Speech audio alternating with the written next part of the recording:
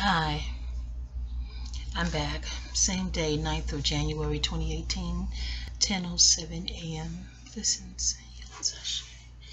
I saw the latest episode of RHOA, Real Housewives of Atlanta, when just the other day I think I saw it.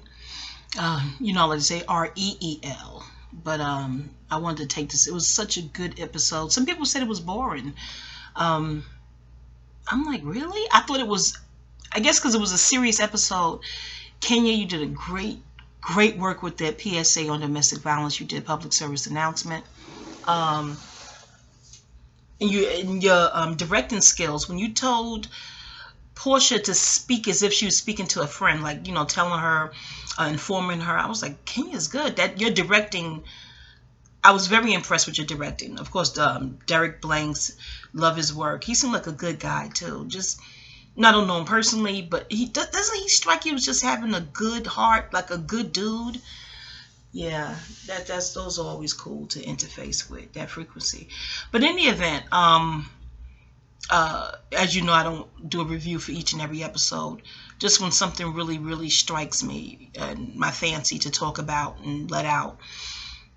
Domestic violence, millions and millions of women, if not people overall, have been plagued by this thing here. Even men, I was in a domestic violence shelter back in 07, I believe it was. I'm trying to remember, but before I get to that, I was watching an episode and speaking with a friend and realizing domestic violence is not always context in the romantic sense. It really starts at home, in my opinion. I remember I didn't get my first beating until I think 8 years old. Well deserved, not to take it from my mom or anything, but I remember incidences, and I don't want to put the whole story out in this video because the last video I did was long. Y'all heard that one about SSD and potpourri? Never, not that the videos are kiki, but it very long. I was trying to get one point out and it will segue and parlay, and that's, I digress. Is what it is, okay? Disseminating moon, as was display, okay? That's what it's gonna be. Scattered tea. It is what it is. It ain't what it ain't. You ain't got to be here, okay? Just click off. Not y'all. But you know how the detractors are. Complaining about something that ain't forced on them. That is such a curious characteristic trait to me of detractors, or what some call haters. They complain about something that's not forced on them. Isn't that strange? Because the first thing that comes to your mind, well, is it being forced on you? So why are you bothered? You have options to not even fool with it. So what the hell? In any event, I digress. Back to domestic violence, inspired by the last episode of RHOA. I cried. Yes, Cynthia, your mom, and what she shared just really made me think of my mom. What my mom shared with me. She wanted me to write it in her memoir.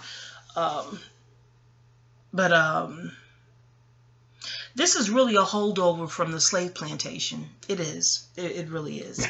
Dear God, unbelievable, disrespectful. Disrespectful. No, that's not part of DV. That's not domestic violence. You're like, what happened? No, never mind. Just inappropriate. But in any event, and not to make this video lighthearted, but yeah, you can tell my nature is bubbly and upbeat. I'm not complimenting myself. That's what's been said to me by others. Most of my life, quirky, upbeat, those adjectives, you read them in more. But in any event, Roots came on TV. I'm gonna tell you, this didn't even come from no mama, no started, sociology, psychology classes I took in college. When I saw Roots, I think it first hit the air in the 70s. I was 10, maybe 10 or 9 or 11. Yeah, I was in elementary school, okay? And mommy was like, I don't know if I should let you stay up and watch this. And I'm like, no, the teacher mentioned it. The teacher sure did mention it. I guess as a cautionary thing, like, I'm not aware of you kids, your parents are going to allow you to watch it, and there's a TV series coming on, and I'm not sure, but if your parents do let you watch it, I was a social studies teacher. It's elementary school, and you know, Harlem, and Harlem in the 70s, there's so much pro-blackness going on. My mom and you know, study groups she had, and boyfriends, you know, they, you know, dashikis, you know, Harlem in the 70s. And I was a little girl. That's all over. It's all around you. That power to the people, black and proud, black fist. This is all over 125th Street. Paintings. It's all around you growing up. You know, before we moved to Queens, seeing it all the time. You know what I mean? In Harlem especially. So Roots, finally seeing Roots on TV, I'm like, okay, this is why the whole be black and proud, because there's a entity that wants you to feel ashamed of the color of your skin, and they're like, no, that color helps keep your skin youthful and elasticity. The sun likes your skin better, and this is how it was spoken to me in Harlem back then. But Roots put context to why Harlem was like that. Why the Malcolm X, you know, the Roots. I was like, okay, this is, because first you see the results. And then you see the Roots help you see the beginning. I know you're like, oh, it was a script, but a script that derived from something that actually happened, right? I don't think it was inspired out of nowhere. And how life is still today in 2018. Did I say 2017? 2018. Yeah, we're in 2018 now. Gregorian. If there's a conscious person, they're like, you know, it's Julian Gregorian. Yeah. Okay. Moving on along. So the violence thing, Dr. Joy DeGruy's work, post-traumatic slave syndrome, definitely helped me a lot with the psyche, how past lives are still carried over in your subconscious mind. There's videos on this. Y'all can Google. The information is still storehoused in your cells that travels through DNA, through your whole family and things of that nature. So how post-traumatic slave syndrome, that work she did is stellar. It really is. Dr. Joy DeGruy, love you. Met you in person years ago at ISA. You lectured in Queens, and you did something to me. Do you remember a brown-skinned lady? I was in my 30s then. Yeah, I was in my 30s. Yeah, surely was. Who walked up to you and asked your birthday, and you was like, why? This is before the internet, y'all, where you just look this stuff up. Well, before I was on the internet, to be specific. And I was like, oh, I'm an astro buff. And you was like, oh, Libra. And you told me. I was like, oh, okay. And I darted off. I got that from Method Man. If you don't even you have such a rich, full life, you may even remember this. Remember this moment. Like Dr. Tyson Neal DeGreasy. He said, did I say his name right? Pardon me. Another Libra. Anyway. One interview, he said he met some guys. I'm sure that was another day in life for him. For me, it was just life-changing. I'm paraphrasing. I said, I know. That's how I feel when I met Dr. Joy DeGruy. And when I interfaced with Terry M. Williams. All those years, I thought she was an Aries. When she said, no, I'm not an Aries. I'm a Taurus. I was like, huh. I hugged out. Never mind. That'd be in the memoir. I was like, I thought you was an Aries. She said, no, I'm not an Aries. I love Miss Terry M. Williams. So that's, just when you never forget when you meet great people. You know what I mean? But in any event, let me get to the point. You know that's hard for me to do. Did I tell you I digress? I digress TV is what it is, okay? Yeah. So, seeing Roots as a little girl, I sat there in our project apartment, the floor screen TV, those big chunky ones with the wood. Yeah, they'd be in the memoir. And I'm looking like, oh, Deb, this is where we get this from. You know, the violence, you know, all that's going on in the country. Then now, heavens forbid, the future is terrible. But I'm like, this is a carryover from that. You know what I mean? This is like years before I heard, I got grown and heard the term post-traumatic slave syndrome. I'm like, oh my heavens. And then, you know, my mom is like, you sure you want to watch this? It looked like the living room was full, like it was other family there, or other people just watching it. And, you know, they had their kids. That whole week, it was quite the event to watch Roots. And Toby and the beatings. And even as a little girl, I'm like, if they're going to get the slave, I'm thinking the slave labor is what's important, you know, doing slave labor, building their generational wealth. what do they care what his name is? Now I'm understanding numerology and metaphysics and all the studies I've been studying. I'm like, oh, that's why, you know, they stuck different last names in it. Yeah, okay. But as a little girl, I'm like, if they just want the slave labor, why do they care what his name is? As a little girl, I couldn't comprehend the violence and forcing him to accept a new name. And I'm like, heavens, if you got to go through all of that, it can't be a good thing. You're trying. What Dr. Dick Gregory, the late great Dr. Dick Gregory, is quoted as saying, Baba Gregory, anything that's good, you don't have to force on someone. Yeah, I know there's no absolutes, y'all. You got the detractors saying, oh, cod liver oil don't taste good. You got to force that on again. Yeah, we understand this few absolutes in the world, okay? But yeah, but that always, he's Libra too. Yeah, was Libra. Yeah, that stuck out. Yeah, if it's good, you don't have to force it like that and so violently. But in any event, it was that turn for me as a little girl where I realized where violence come from, and especially senseless, nonsensical violence. If you're working with sane T, that seems senseless. You know, witnessing such barbaric action, if you will. So with that said, as a little girl, that's how my psychology was. This is where we get this from. You know, beatings. And, you know, I didn't even get my first beating to 8. I was 8 or 9, one of those years. It was deserved. What I thought was the Avon money turned out, you can read the memoirs. It'll be a trilogy. Yeah, but prior to that was my mom doted on me. She has a sister that reminds me of the love and doting affection that my mom bestowed upon me prior to the moment with the buying out the ice cream truck, you know. Oh, that'd be in the memoir. In Harlem, there was, you know, what was called street pharmaceuticals, street pharmacists. That would buy up the whole ice cream truck. You know how they buy out the bars, buy the ice cream truck, and the kids can go to the ice cream truck all day to the ice cream's going to get free ice cream. So I was like, you know, I don't know, I was being born in Harlem, but like, you know, I want to buy out the ice cream truck one day for my friends and, you know, in the PJs, and never, it'll be in the memoir. Oh, did I pay dearly? But in the event, it's not funny, Mom. I'm not laughing at her. But in the event, when I saw Roots, I thought about my mama and those lashings. I was like, this is where this come from, violence, from how they treat us is how we treat each other. So in my to start this off, I believe domestic violence is a holdover from the slave plantation. I do. I really do. They call us slaves, but I call us kidnapped human beings, you know, in that context. I got that from a Haitian documentary. It wasn't even long, like 15 minutes long, maybe 5.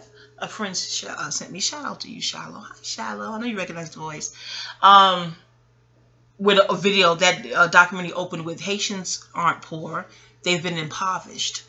And that just changed my whole scope and how to stop calling us what they've labeled us. You know what I mean? But in any event, so I may say kidnap human beings a lot versus saying slave in that context in this video in general. Yeah, so even how we treat each other as couples in love. Back then, your husband, the so-called slave master, could come in and rape your wife, and there's nothing the husband can do. There's nothing he can absolutely do. And then maybe the husband's now looking at her, even though she's the nasty, who wants to be raped? Nobody sane wants that.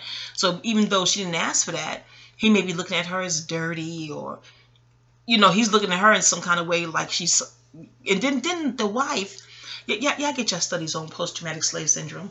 The name slut, tramp, and whore, those names come from the slave master's wife, who was jealous that he preferred slave pussy over her puritanical pale pussy. Ain't that a bitch?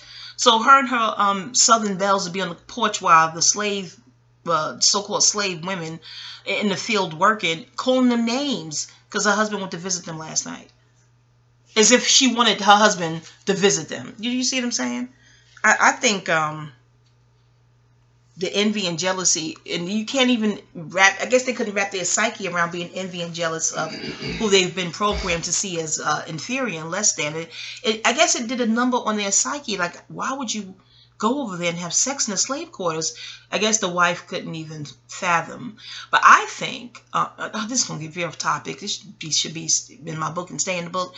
But I think with the light-skinned slave women, or his offspring, okay, check out Dr. Joy DeGruy on them Hidden Colors too, when she mentioned casual killing act. Like, they had to incorporate an act to protect wives who just wig out and kill these little light-skinned babies that they know their husband created, forced himself on someone to create. But the ones they allowed to live, the light-skinned offspring, got to be in the house. And I think they still have brown-skinned Big Mama in the kitchen cooking and making up the herbal, healing things. But the more I started studying things, this nature, feng shui, spirituality, there's melanated women all throughout the puritanical Southern Belle's house, cleaning, cooking. She's in the linens, making the bed. So the husband is feeling the melanated frequency throughout the whole house. Is it any wonder he walked over to the slave quarters? Never mind. Y'all do your own studies. Howard Zinn speaks about it if you don't want to deal with melanated studies. Howard Zinn, brave Caucasian man, passed away, I think. He's still here. I look up Howard Zinn. Is he still with us? I think he made the transition. But his book was required reading for me in college. And I looked at that professor like, he won't let us read Howard Zinn? I was impressed. But in any event, I digress. Back to domestic violence. So I think it begun right there. And you could look at, because I get this from college too, because they want your bibliography in the back of your papers. So I'm always giving you links or where to go, because people just say, not that it's a bad thing, but people just speak, and you be want, well, I'm a researcher. You have links? Can I go, but you can just Google. I guess, Google is the link. What they say, Google, and do your own research.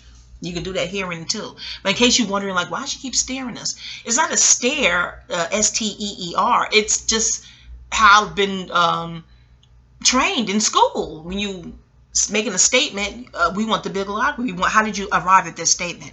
That's big for professors. Where did you get this from? They want to know.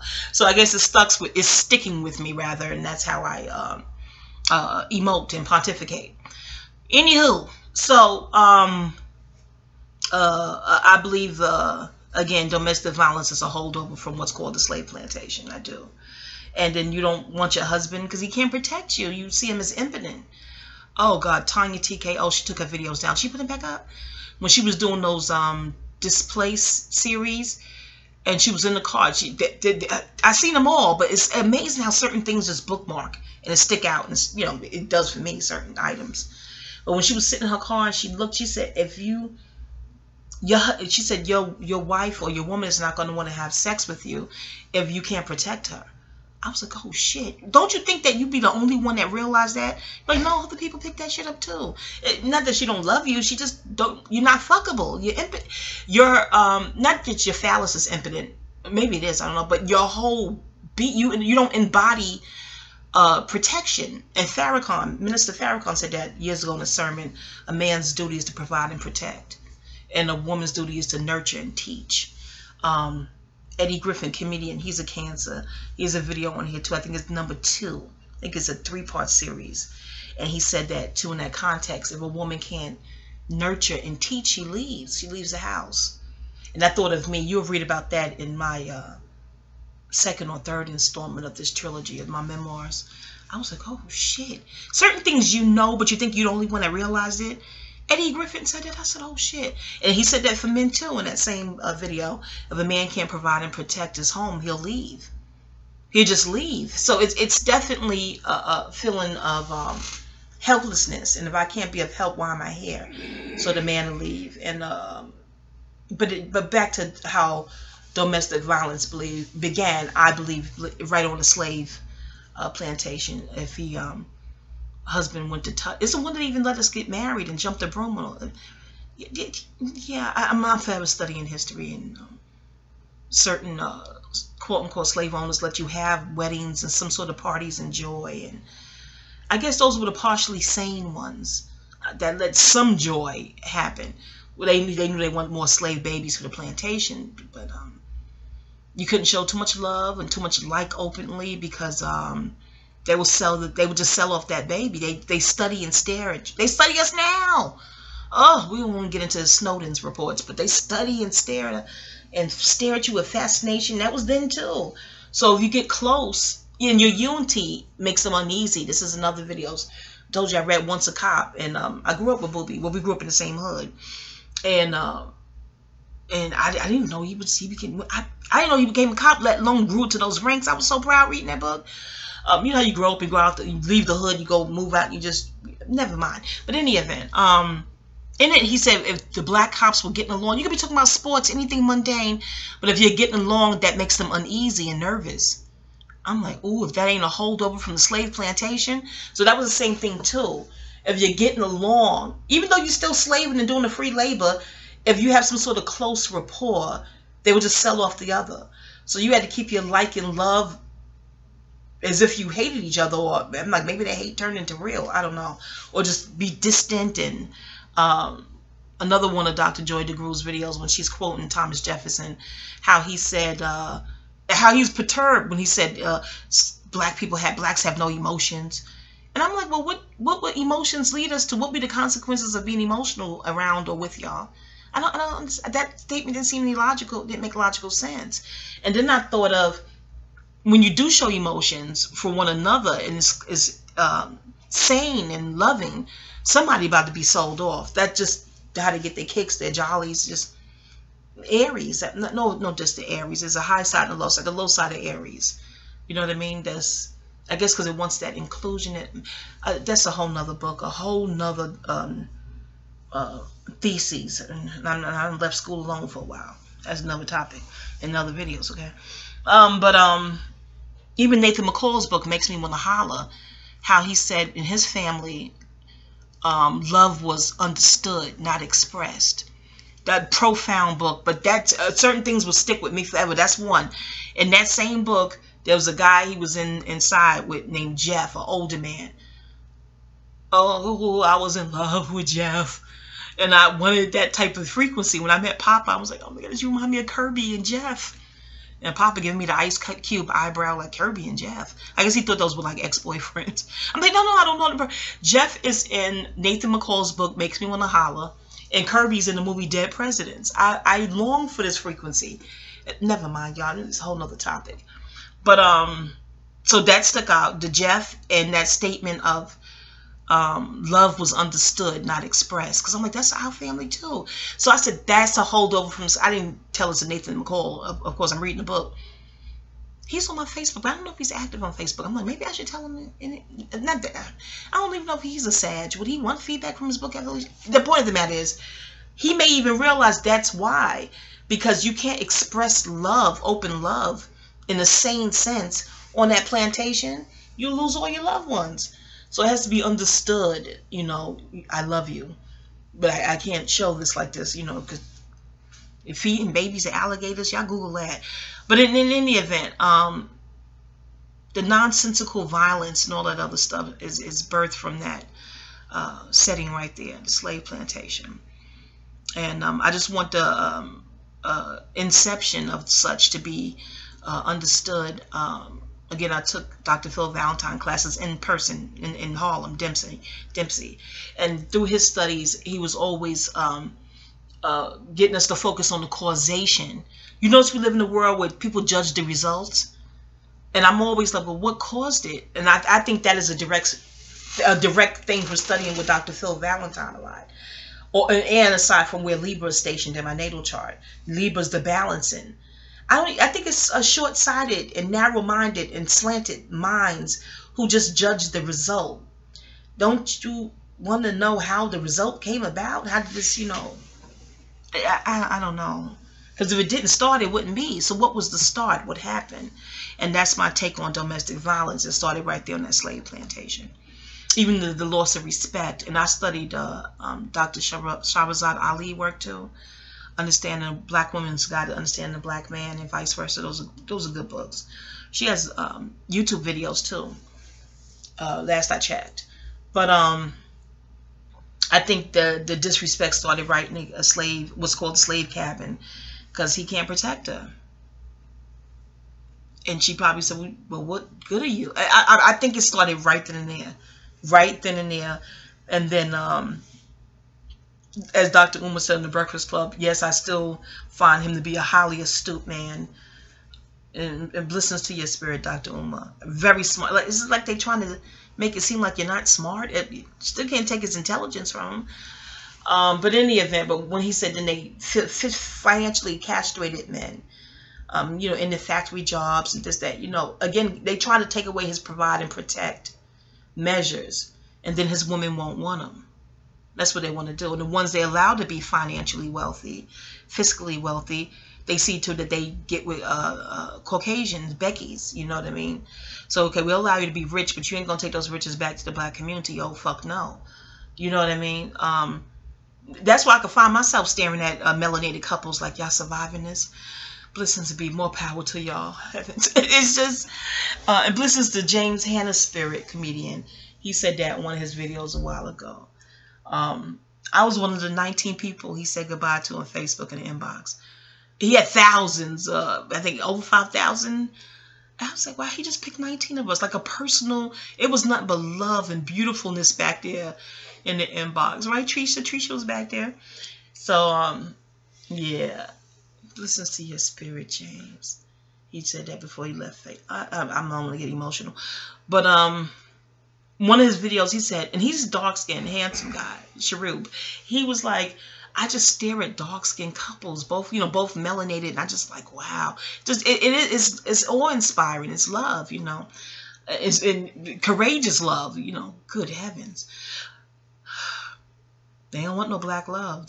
Remy and Papoose know what they doing when they call it black love, because they trying to thwart that.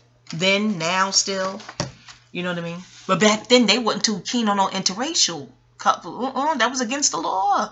So it's weird how they're changing it. Never mind. I'll get all into melanin stuff. This is not a melanated video. Wanda, stay the course. This is a domestic violence recall from a personal perspective. Not your perspective, Dietrich's. Mine. Y'all will call detractors Dietrich's. I get bored with words. I'll switch it up in a minute, okay?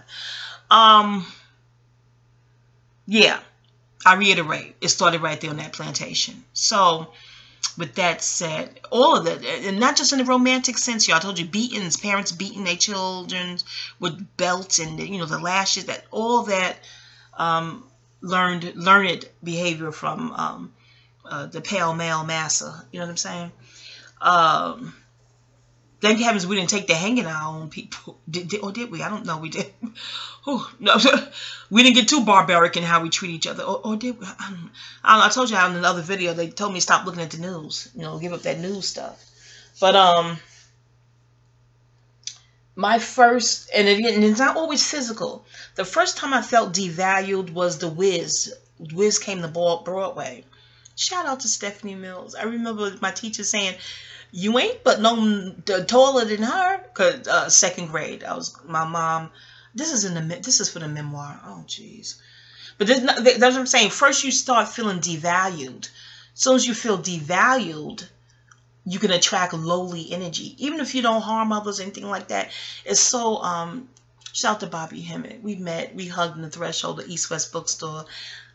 Again, maybe another day for him, just like the day for me. Oh my goodness. But I don't know. You just never forget it. The luminary will forget it because they meet so many people. But I never forget, and I never take a chance on hugs.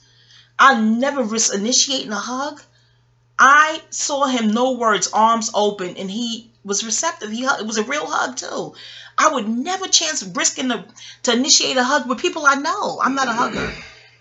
I can't believe I did. That must have been my soul. My ego would never initiate a hug. I'm initiated. Hell, I'm uneasy with them too. I hug my papa, you know. But just someone I don't know. I was a brave move for me. I guess it was the best move in my life. I risked it and it worked. I was asking him, how does one become one of your witches? You want them to take applications? He's a sad, just chuckling. But it was in the threshold of a bookstore, Manhattan, near 14th Street. Never mind, y'all. This is a domestic violence video. My recall on it. Let me get to the point. So yeah. Once you feel devalued, this is per my spiritual studies. Okay, you have your own barometer. I have mine. Y'all, that was for Dietrichs and Hatrix and them. Oh gosh, they want you to think how they think or how they dictate you should think. That's how slanted they marbles spin. Ooh, dented, demented marbles spinning counterclockwise. Ooh, that's your bully for you. Okay. But I won't get into the whiz because I think that should really be in the memoir. But that was the moment that 7 years old, I was like, and my mother's a woman of her word. So I'm panicking like something must have happened. She don't keep her word. Oh my heavens, something must have happened. Oh my heavens. And the teacher, she was a sweet teacher. She was, no, calm, it's going to be okay. And then she was telling us about the whiz, and I can't think of her name. All the teachers I've ever had, you only remember a handful of names. There was one teacher that physically assaulted me. You think I remember that bitch name? That was 7th grade. What is with the sevens? What the fuck? That was 7th grade. And my ex-bestie, Leo, she was like, we're going to jump that bitch. She was down with the Hollis crew, them girls. She was like, you can't tell us what the fuck to do. I'm like, no. I don't want that jumping no teacher. You get expelled or maybe jailed. No, I didn't want that on my conscience. You see what I'm saying? But what is the name of my memoir? Shimon. That's my bestie in the memoir. Leo, Sag, Moon, Mars and Sag in the first house. Fuck around if you want to. Yeah, you know what I'm talking about. Deal with astrology. But they was gonna jump this fucking teacher about her car. I'm like, oh gosh. She was just a protector, my ex-bestie.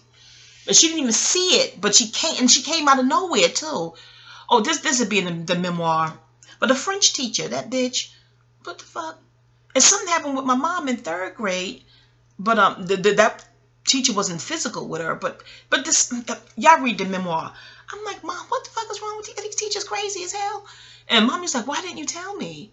I'm like, because you're nonviolent. I never told my mom till I was grown about the 7th grade teacher. The French, that you bitch you. I'm grown now, bitch. What's good? You want to meet by Kroger's? Yo, bitch you. Oh, never mind.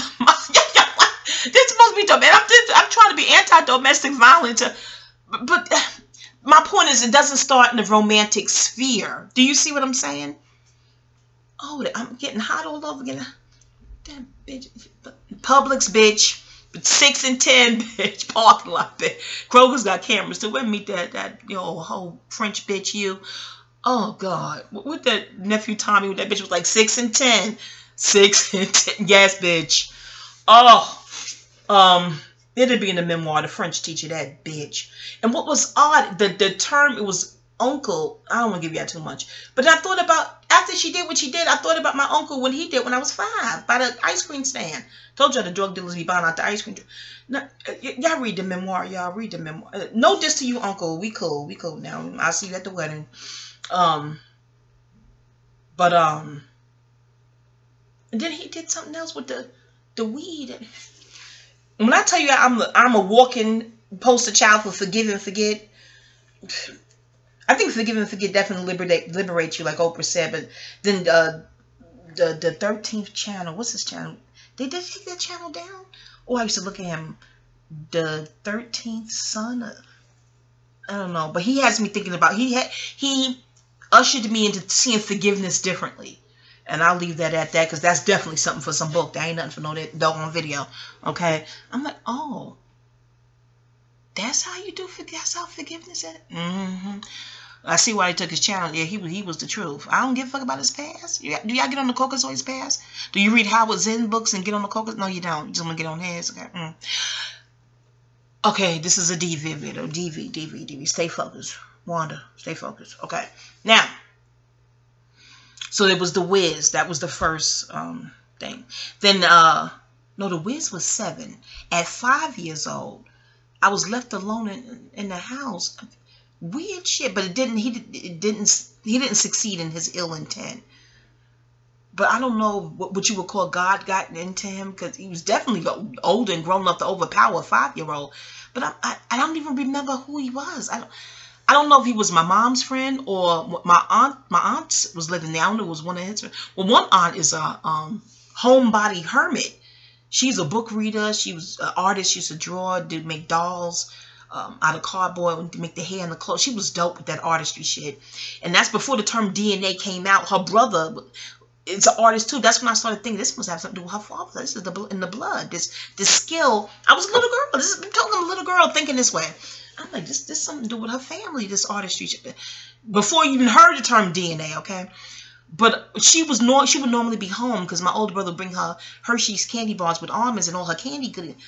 She wasn't home. No one was home. Never mind. But right about then, you'd be wondering, why the fuck they left me home with this mother? What the fuck is going on? And the handsome guy, put you in the mind of Mad Dog from Good Times. You know what I'm saying? And I had a crush on Mad Dog for a blip. I remember he looked like that guy. And especially when he blew that kiss at Thelma. But then the crush dissipated. This is a little girl. When the Mad Dog was in the episode of What's Happening, when he was stealing the money from the peoples, the Buddha, the lettuce head.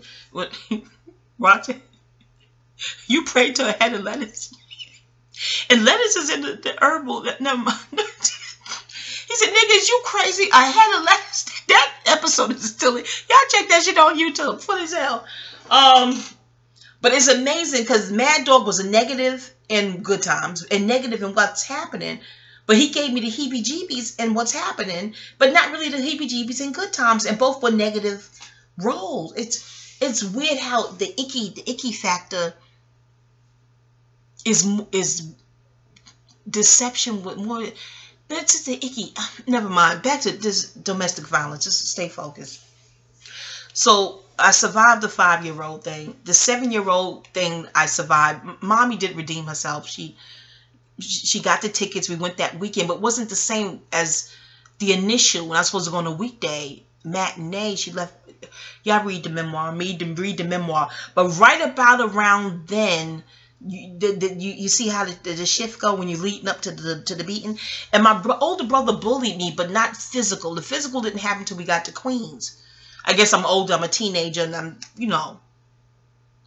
sassing back, and So was he physical in Harlem? No, he ran the streets as a teenager. He was with his friends. No, he was always Harlem, getting money, always generous. I had all the candy and all the bracelets. He's generous to this day. If you have it, it's yours. If we love you. I'm trying to think of no physical, and nothing was that moment. No, I could think of. No, he didn't hit me to Queens. I don't know, the projects we was in tenement building. I don't recall him hitting me in Harlem. I don't. No, I don't. I had my first fight in 2nd grade too. I forgot that chick's name. And I fight in 3rd grade. I remember her name. I saw her mom at Pam's wedding. Why am I on a thing? Oh, Lord have mercy. And I'm trying to think of. But this is all violence. You see what I'm saying? All the violence kicks in. But the first one was with the Avon, what I thought was Avon money. And again, what it does sort of prep you and numb you out for violence to come. You steal and steady yourself. It's not that it's a good thing that you're being prepped in this way, but different past lives of heavens knows what happened in this country also preps you to steel yourself for what else is up the pike, if you will. I remember seeing, I don't even want to be disrespectful because of his legacy, but I'm not even being disrespectful, but I remember, I'll never forget this.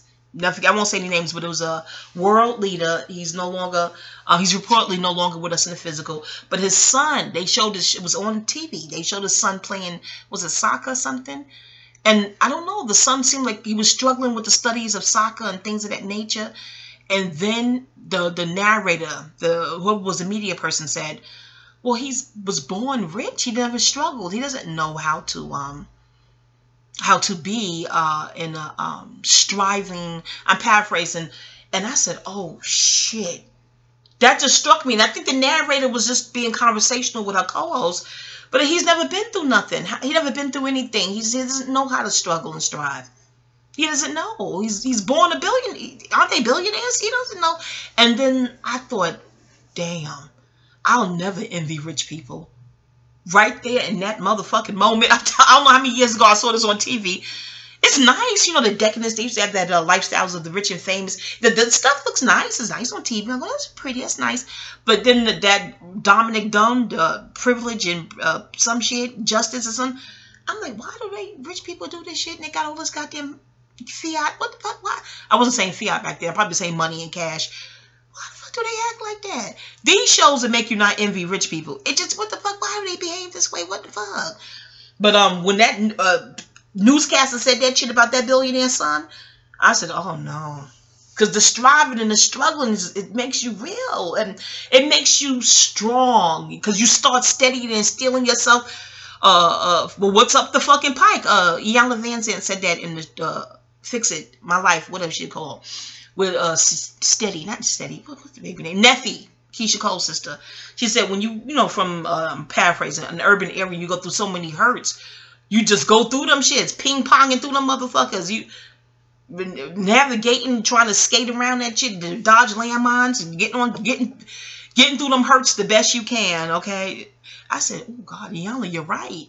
You numb yourself. You numb out. You numb. You're just getting through that shit. You know what I'm saying? I'm dealing with it with Loopy. You know, just going numb. Go make my herbal tea. Just trying to push through. But the hood definitely preps you. The hood makes you strong. And I think that's... Ridge, my homie says, Ridge, gentrification is about usurping the melanin that was there. I believe he's right, but I also believe no hoods... They may resent that. They put you in the hood. They sandwich us. I mean, sardine us in the hood in hopes we kill each other. That happened there too. But they don't want you to be strong. Like, no, this poverty shit seems to be making them spiritually strong. What the fuck? That's not the plan we want. So I guess they back at the think tank drawing table. Okay, we'll gentrify. We'll figure this shit out. I digress. This is a DV. Okay, Wanda, stay focused. 40 minutes in. This is supposed to be a quick timeline of my experiences with domestic violence, DV, domestic in the house, domicile, where you reside and live, as it's called. So that was the Harlem thing. So we got to Queens when it got to a boyfriend. Okay, I didn't have any boyfriends in elementary school. I didn't understand. Elders will tell you, how they, play, run, catch, and kiss. Motherfucker, I ain't running. And no, you ain't kissing me standing here either. No, nigga, get out my face with that bullshit. And in elementary school, you don't know if the boy brushed his teeth good or not. No, nigga, no. You playing double dutch, in the yard, you playing, and he could come up and steal a kiss. That's why I look at the movie The Wood. I see why she wouldn't punch his ass. Nigga, you don't come steal no kiss. I'm doing double dutch. Nigga, you don't steal, motherfucker. Yes, we was cussing in elementary school. It's Harlem, the hood, okay? Even elementary school in Queens. Yes, you don't cuss in front of grown-ups and your parents, but we kids cuss at each other. It's urban life. Do kids still cuss in school? Let me know if you work in school, you hear kids cuss. I wonder if kids still cuss. They don't cuss around grown-ups, but they get with each other. They didn't heard grown-ups cuss, we cuss with each other, your peers. It don't make it right, but it make it what it was. That's what memoir writing is all about, okay? Now, yes, I took writing classes, yeah. Not that that'll make you hate, lessen your hatrix, That's y'all get high then. Healed. That's they get high. Dietrich and hatrix, just surly adversaries. That's how they get high. I bake cookies and cake. I can't do it now. This Daniel thing faster. I'm going to make a vegan coconut cake. I hope it's moist. They should add the olive oil or coconut butter. Never mind. I digress, y'all. Listen to me. That's probably how I survived domestic violence, baking cookies and cakes. I think my whole chubbiness, because I was skinny as a rail, as thin as a rail as a little girl. I didn't get chubby till we got to Queens.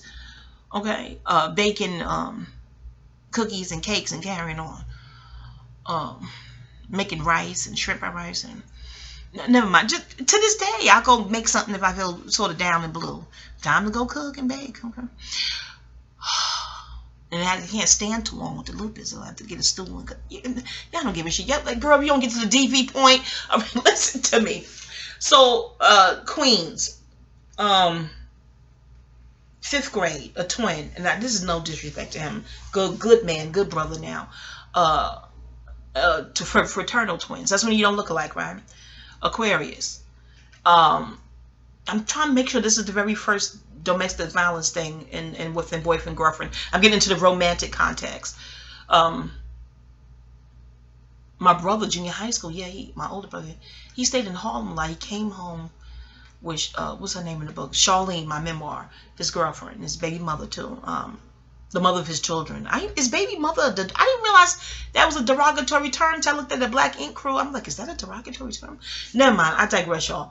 But anywho, I think that was his first hit of me at overall in Queens. It was in Queens.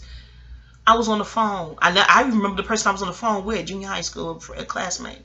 Me and her have the same last name, but slave last name, if you will. She on my Facebook. Hey, girl.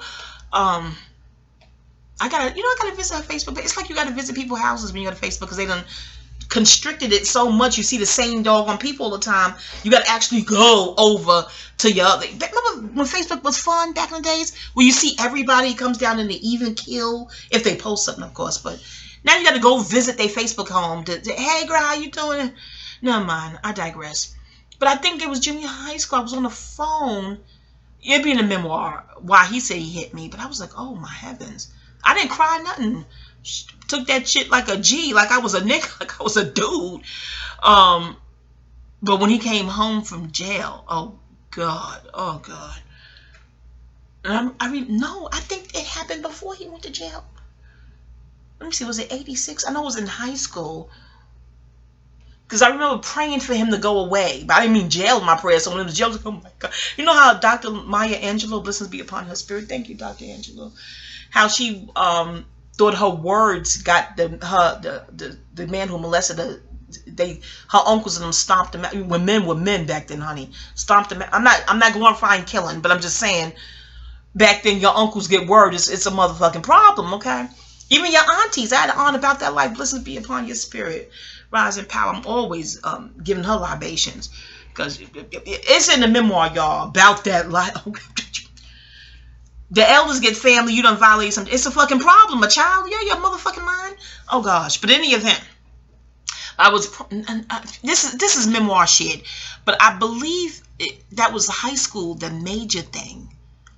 Yeah, and then he went to and he had worked for transit too. And the transit supervisors came to court. It was like, no, would your supervisor go to court for you? I'm like, he must be really a good employee.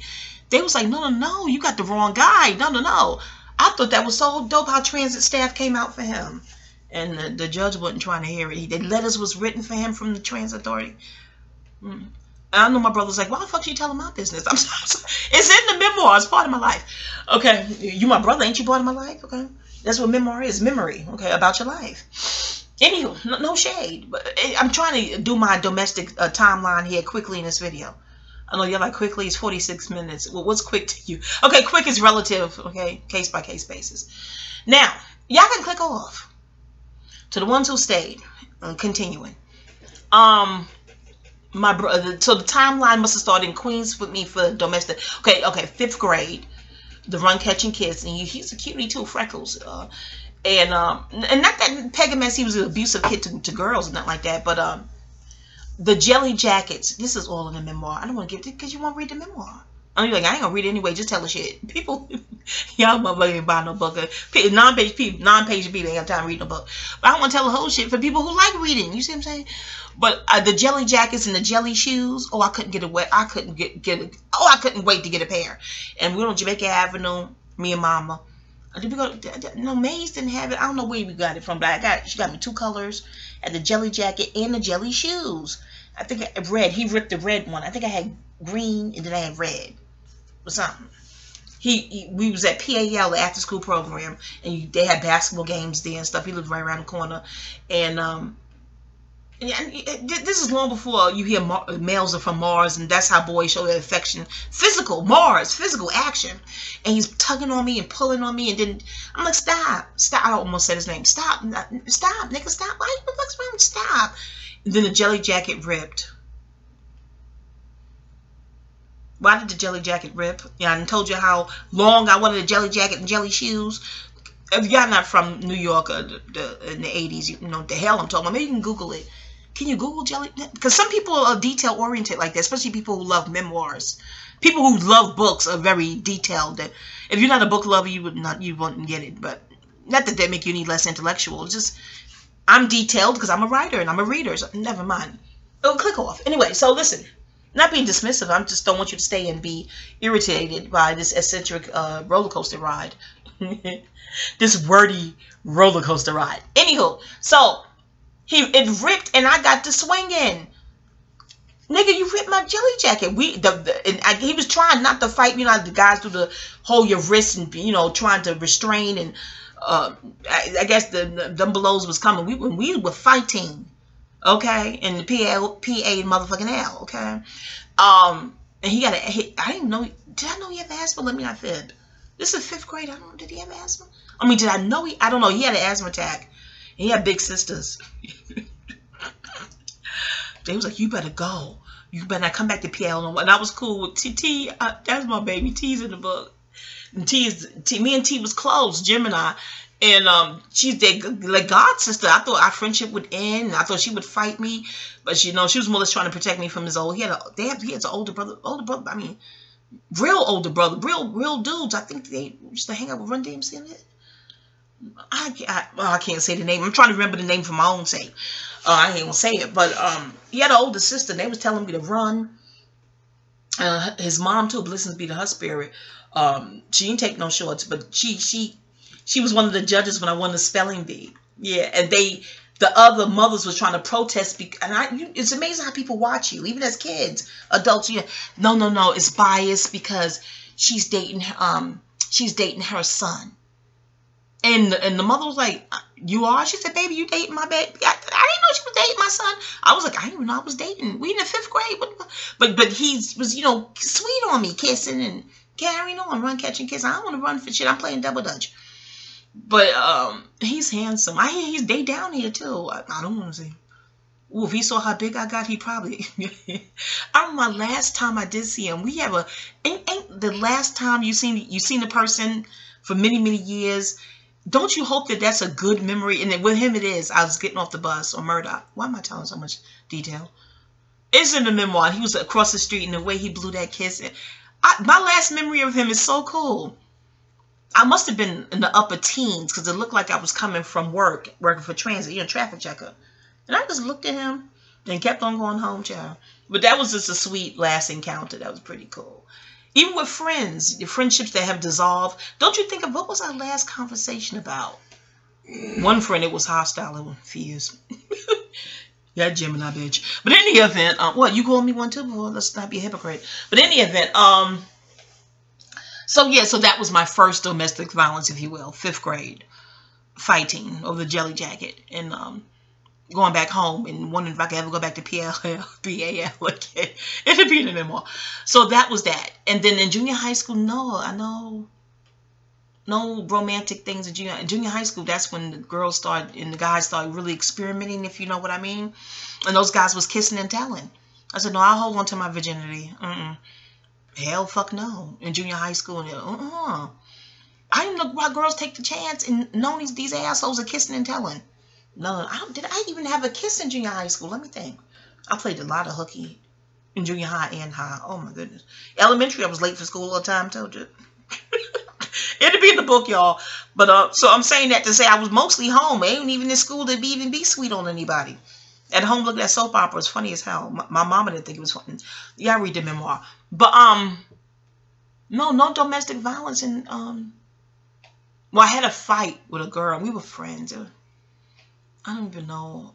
That was 7th grade too. That's 7th grade, I tell you. Yeah, so I don't even know what we fought over. It was always something silly. No, I had 2 fights. One fight in 6th grade with a friend. And our friendship bloomed all the way into adulthood. She asked me to be the maid of honor in her wedding. We was 18 or 19, I think she got married. Our birthdays are a day apart. But so that 6th grade fight survived because the friendship, it grew. It went on way into adulthood. We were friends up until our 30s. Yeah, I think so. I'm 30s here. And in the event, yeah, so no boyfriend, girlfriend stuff in junior high school. No. I played it safe. You couldn't trust them. And then my older brother had me so scared with dating anybody in the local, like, because it's from Harlem. Like, I don't date nobody in the neighborhood. Don't date nobody around the way. Shit better not get back to me. You think you yourself? You think you're an individual? Hell no. People see you as my sister. No. You don't be talking to no niggas I know. Nobody know you.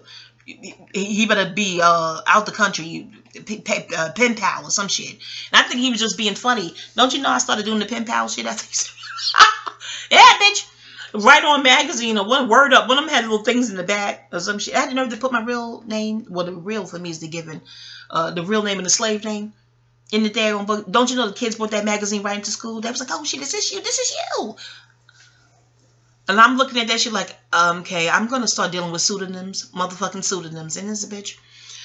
But yeah, my brother put that seed, planted that seed. You better get a pen pal, and not no prison shit. So Word Up and Right On, those are kids all over the country back then that also had a subscription to the magazine, like hip hop and things of that nature. So that was pretty cool too. It definitely, I don't think I met. Did I meet anybody? I think I did. But a girl in the vein of pure friendship. What? Yeah, read the memoir. See, I done told you how this shit go. Okay, Disseminating Moon. Keep the focus. This was a video game. My DV timeline. Okay. So junior high school, no violence with guys. Beautiful. We get to high school, y'all. Elementary was the twin. Okay. Aquarius, him. Junior high school, nothing. Violence with my mama. Whooping my ass for playing hooky. Okay. And then that one hit from my brother that was on the phone. Yeah, I read about the details with that in the book. And that was it. That's pretty much it for junior high school. That stint. Then high school. High school, y'all. Y'all get the details on how I met him, Capricorn. And then when I got grown, an astrologer saw my chart and asked me, without unwavering, was your first a Capricorn or a Taurus? I nearly fainted and fell out the chair.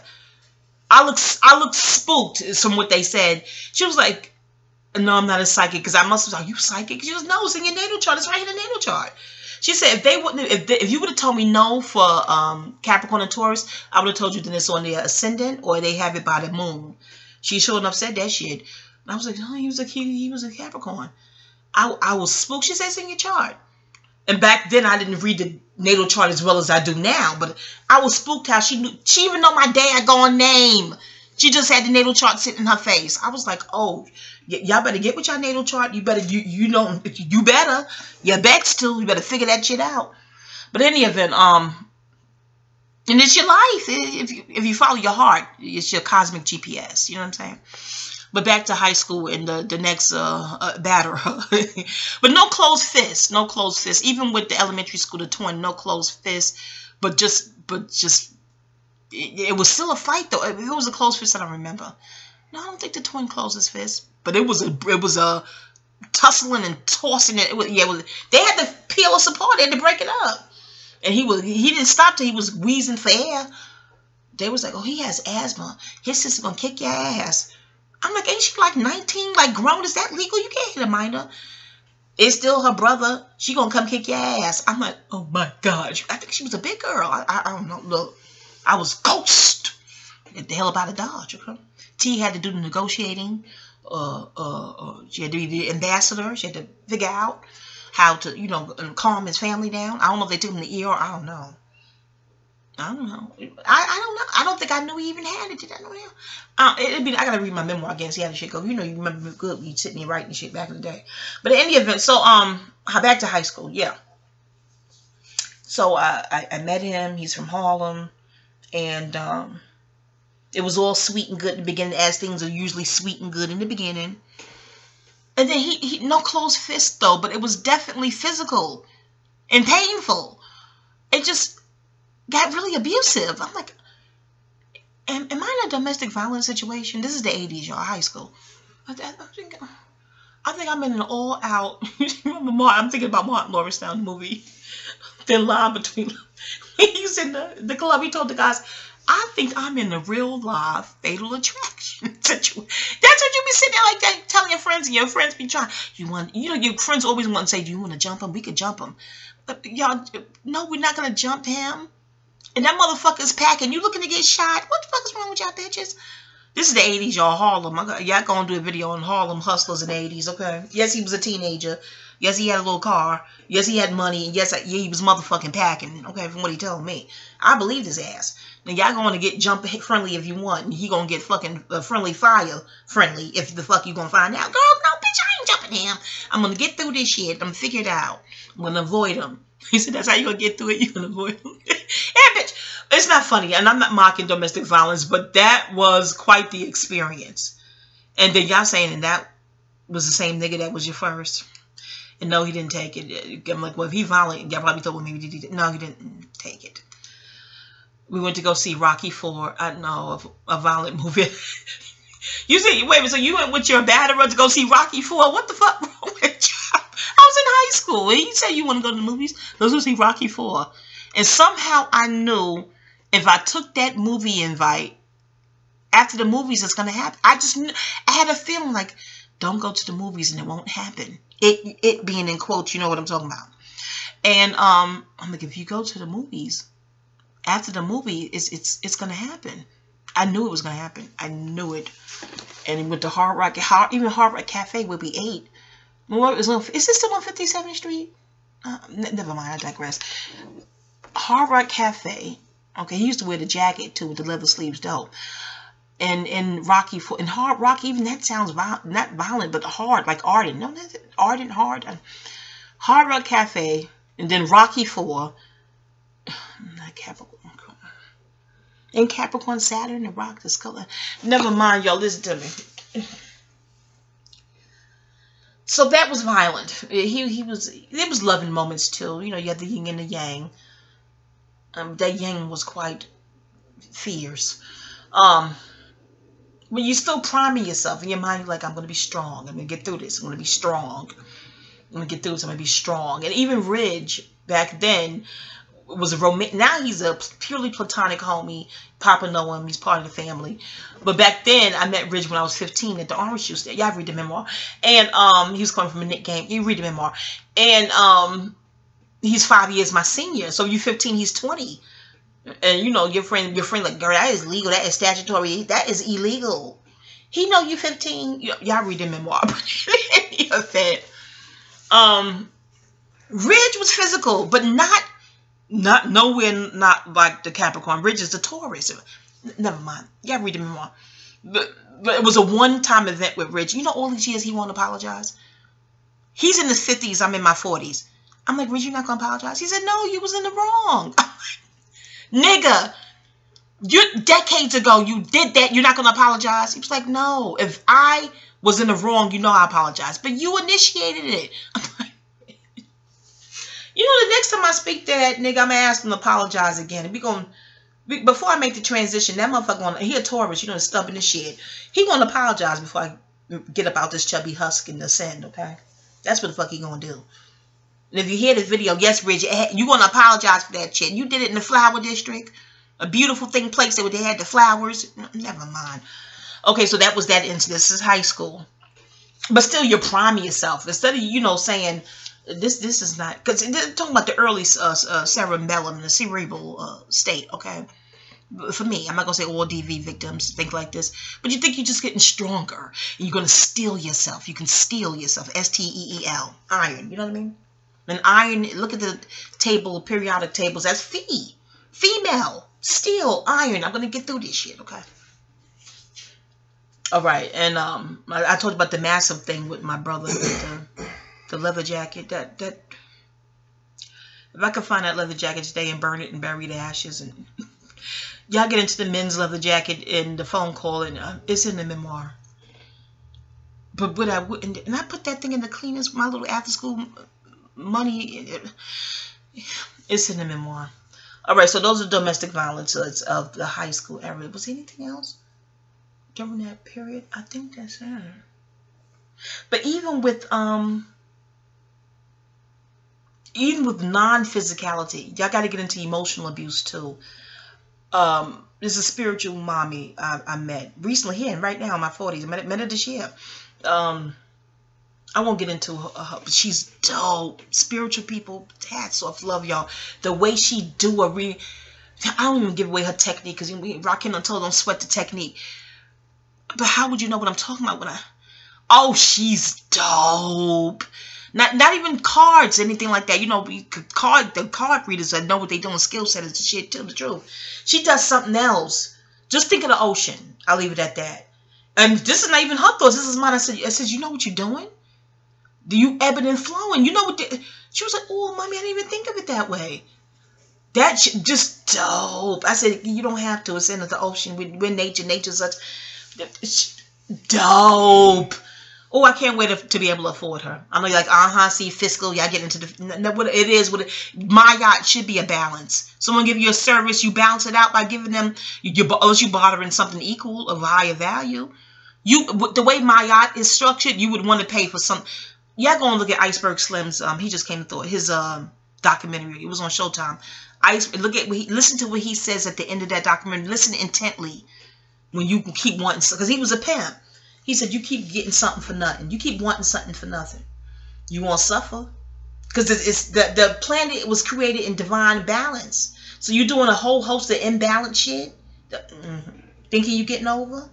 You ain't getting up. You ain't ascending. I'll tell you that shit. Per my studies. You have your studies, I have mine. But in any event, yes, I plan to pay her when I have the fiat for her skill set. Is well deserved. Because she was saying shit she had no business knowing. But she had to do something and come man, ebbing and flowing.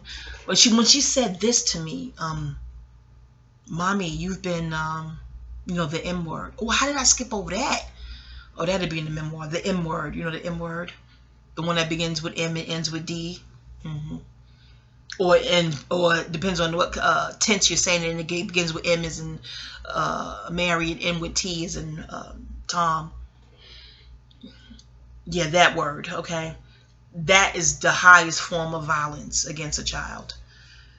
The highest form. There's no lower entity on the planet other than a grown entity that violates the defenseless, a child, or senior citizens. Anyone that violates the defenseless is a coward and a true scum. The good news is they can't ascend.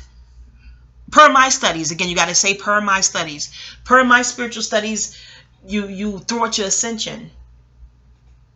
Oh, this lowly behavior keeps you low down on this dense dimension attached to this. Grave is gravity. Gravity is grave. You see the grave? Okay. Gravity, grave misdeeds, grave nonsensical misdeeds. You lose your mathematical ability and you lose your ascension rights. So if you don't like people, do you like yourself? Don't do foul shit because you really fucking dicking yourself. That was like another video with Salt. He was saying how low level spirits can't count. They can't really count like that. Because for them to get past the salt, they would have to count each granule of salt. Each grain of salt. I know you like, hell, a mathematician can't do that shit. I get your point. But in the spiritual realm is something different. So lowly spirits can't count.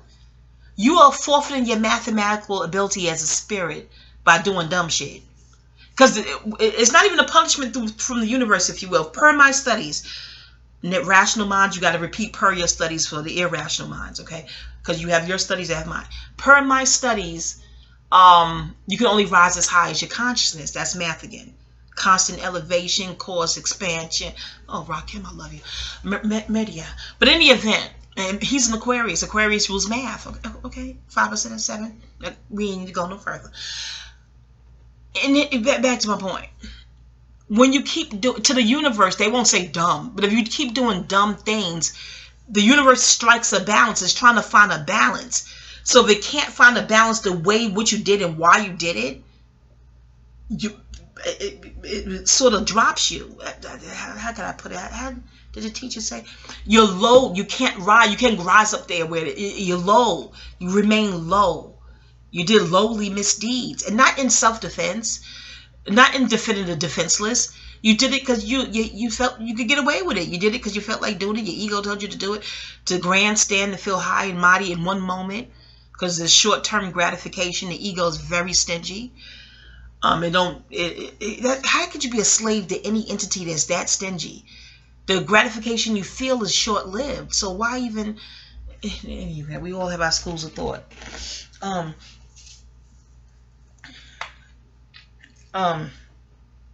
What was up to high school? Yeah, in my mind, I'm saying these incidents make you stronger. Then they had the saying, "What don't kill you make you stronger."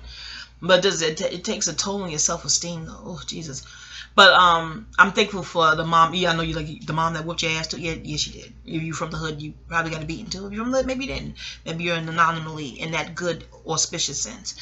But I'm thankful for her for always repeating how the wrongdoer, you know, the one that initiated the hostilities, that initiated the senseless violence or whatever. My mom is a Christian, so she would say, you know, that God will deal with that, you know, things of that nature. But even though she was doing the God spiel, she was reiterating to me who and how did this thing start. And I don't know if she realized that's what she was doing, the mathematics of it. Again, because if it didn't start, it wouldn't be. Do you know what I'm saying? Even her husband, he passed away. Blessings be upon your spirit. He used to say to me, you know why men hit women? And I'm like, well, why? Because they can't win intellectually. We can't beat you with words. Not saying that he's doing this, that he did that. He was a good man, a perfect gentleman. But he was assessing, you know, the why of it all. If they can't beat you with their words or beat you with intellect, we'll just beat you with what we know what we could win with. Our fists, our hands, our physical strength. So I'm like, you know what? What is he in the book? Herman. I'm like, you know what, Mr. Herman? That ain't even just in the romantic sense, in the romantic context. I think with anything, debating with a friend or anyone, even in the system, if you're making too much logical sense, this was in that Sherry Jackson video. Remember that Sherry Jackson, the tax lady? One of the videos, because I took to looking at those videos on that topic when Lauryn Hill had the incident. I wanted to study it to see, well, what did she do? Because I love Lauryn, love Miss Hill. So again, I'm a researcher, so I'm studying this. And I came across that video, and one of the guys, a Caucasian male co-worker at her job, and he was like, but he applied to that context, but my mind expands. Thanks to Rakim, constant elevation cause expansion, okay? And in the auspicious sense, okay? Usually, to try to figure out some shit. Also, in studying lies from the movie Brave. Is it Brave 1 or Brave something? With Jodie Foster. And Bridget was like, I ain't seeing that shit. What they got to be brave about? They Caucasians. They can drive on the highway and I get pulled over for bullshit. What are you talking about brave? But so he was so anti the movie. I ain't seen it for a long time. I said, let me go see it anyway. You know, I'm not with Bridget, of course. He ain't fucking with it. But I don't remember nothing in that movie but what Terrence Howard said. His character, he looked into the screen. And that's how you could pay. I give you $1 million if you could give me another scene in the Brave one. I guess that's a mill I got to can't fucking win because I don't remember shit else. All I remember is when this motherfucker, I don't mean disrespect Terrence, you know what I'm saying? When Terrence looked into the fucking screen and said, oh, we study lies? Yeah, no. Because you think you'd be, because I'm paraphrasing, but people just dismiss a lie. Not that that's a bad idea, but he said, no. Because he worked in the law enforcement capacity in the movie. He said, we study lies because people tell them for a reason. And for all my life, I never understood the term, there's a thin line between the lie and the truth. You can hear cops, I worked in law enforcement, you get cops saying that. There's a thin line between the lie and the truth. This is off the fucking, out the movie shit, okay? I'm like, it is? No, a lie is a motherfucking lie. No, but bullshit. I wasn't taking that, or believing that, until Terrence Howard's character said that in that movie. He said, no, we examine lies, we study them because people tell them for a reason. I said, there's the thin line. That's the thin line people are talking about. Gotcha, Terrence. Gotcha, TH. Gotcha. Can't wait to see the best man wedding. Can't wait, okay? But in any event, I digress. Oh, shit, where was I? Oh, damn, wait, hold on, y'all. What was it? Was I up to high school? This is my DV timeline, right? Without giving out too much, in over an hour, y'all. Just make popcorn to me, please. Pop your own popcorn. Put some olive oil, coconut butter if you're on the vegan kick, and some herbs and sea salt. It'd be good as hell. I put a little honey in mine. You got the homemade pop. Just pop popcorn to me, okay? I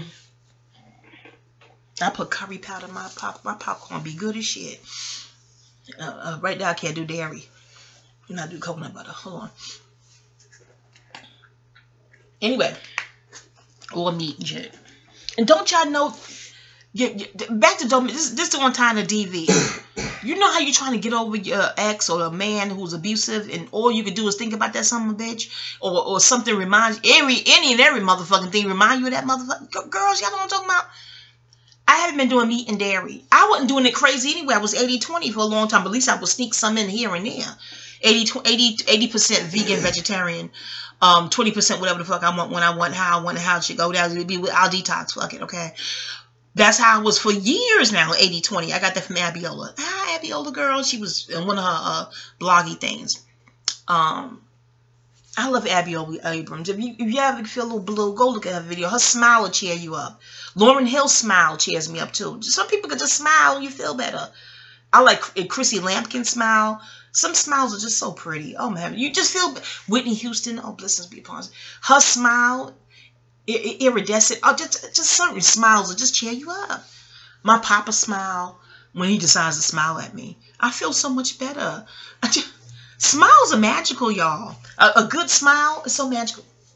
Anyway, so I lost my train of thought again. Hold on, wait.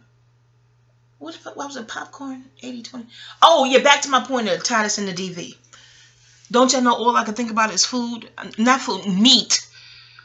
I have not had meat or dairy for how many days now? 1, 2, 3, 4, 4, 6, 6 to 7, 7 to 8. I haven't had meat or dairy for 6 days. All I can think about is meat and dairy. Is that what they call the devil? I don't. In Buddhism, they said what they call it, the devil mint or devil. I don't know.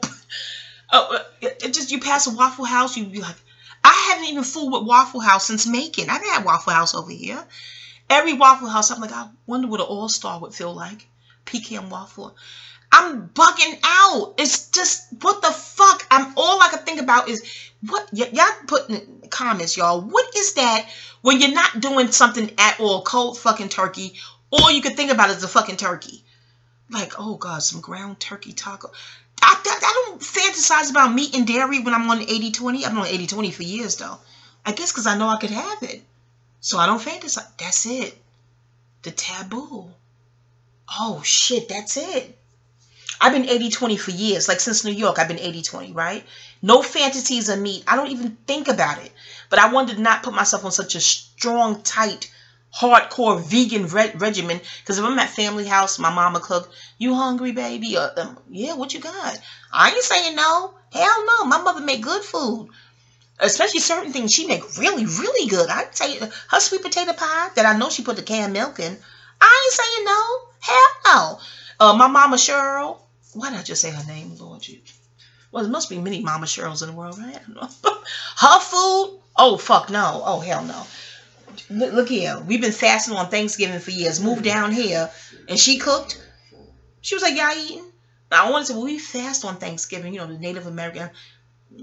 I had to go apologize to Native Americans, pour a little liquor out, give them a plate back there in the woods. I had to do what I had to do, okay?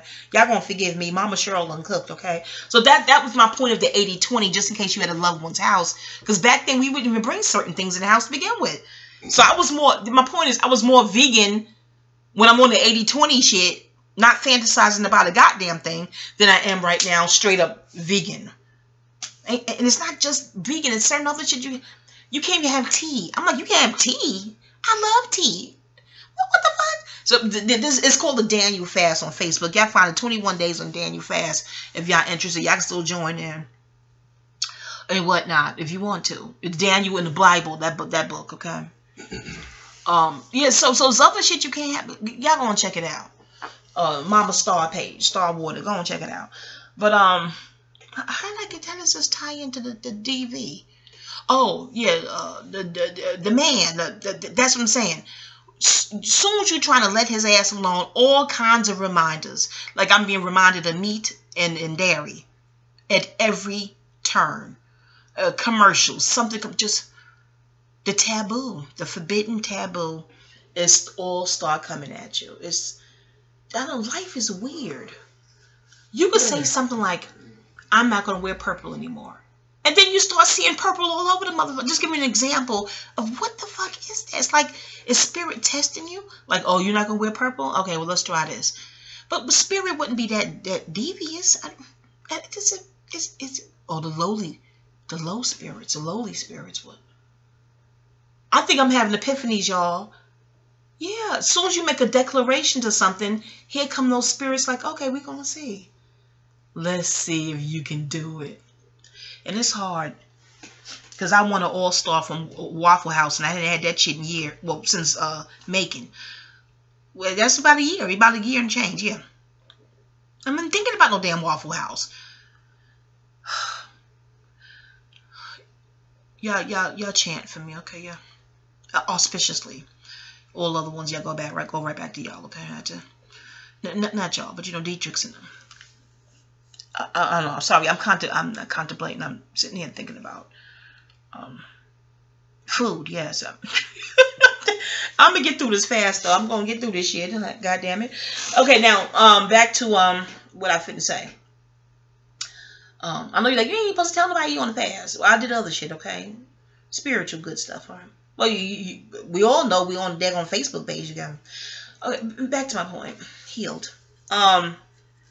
So we was with high school and him, the Capricorn, and then no more crazy incidents after that, really. You know, that I could think of. Oh no, y'all, I'm bugging. I worked at the video store. It was a German guy here. Oh gosh, that was a fight. No. That I think Big German, like the movie Bruce Willis was in. Was it Die Hard with Samuel L. Jackson? Were those Germans or Russians in that movie? Just think big, beefy, lumberjack, blonde.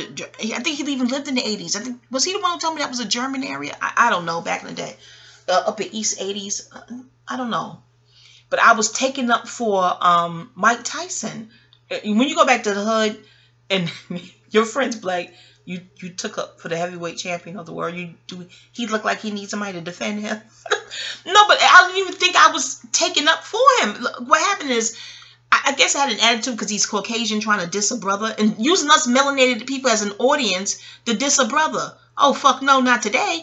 So he was mocking how he speak, his cadence, Mike Tyson. He was like, he was accent.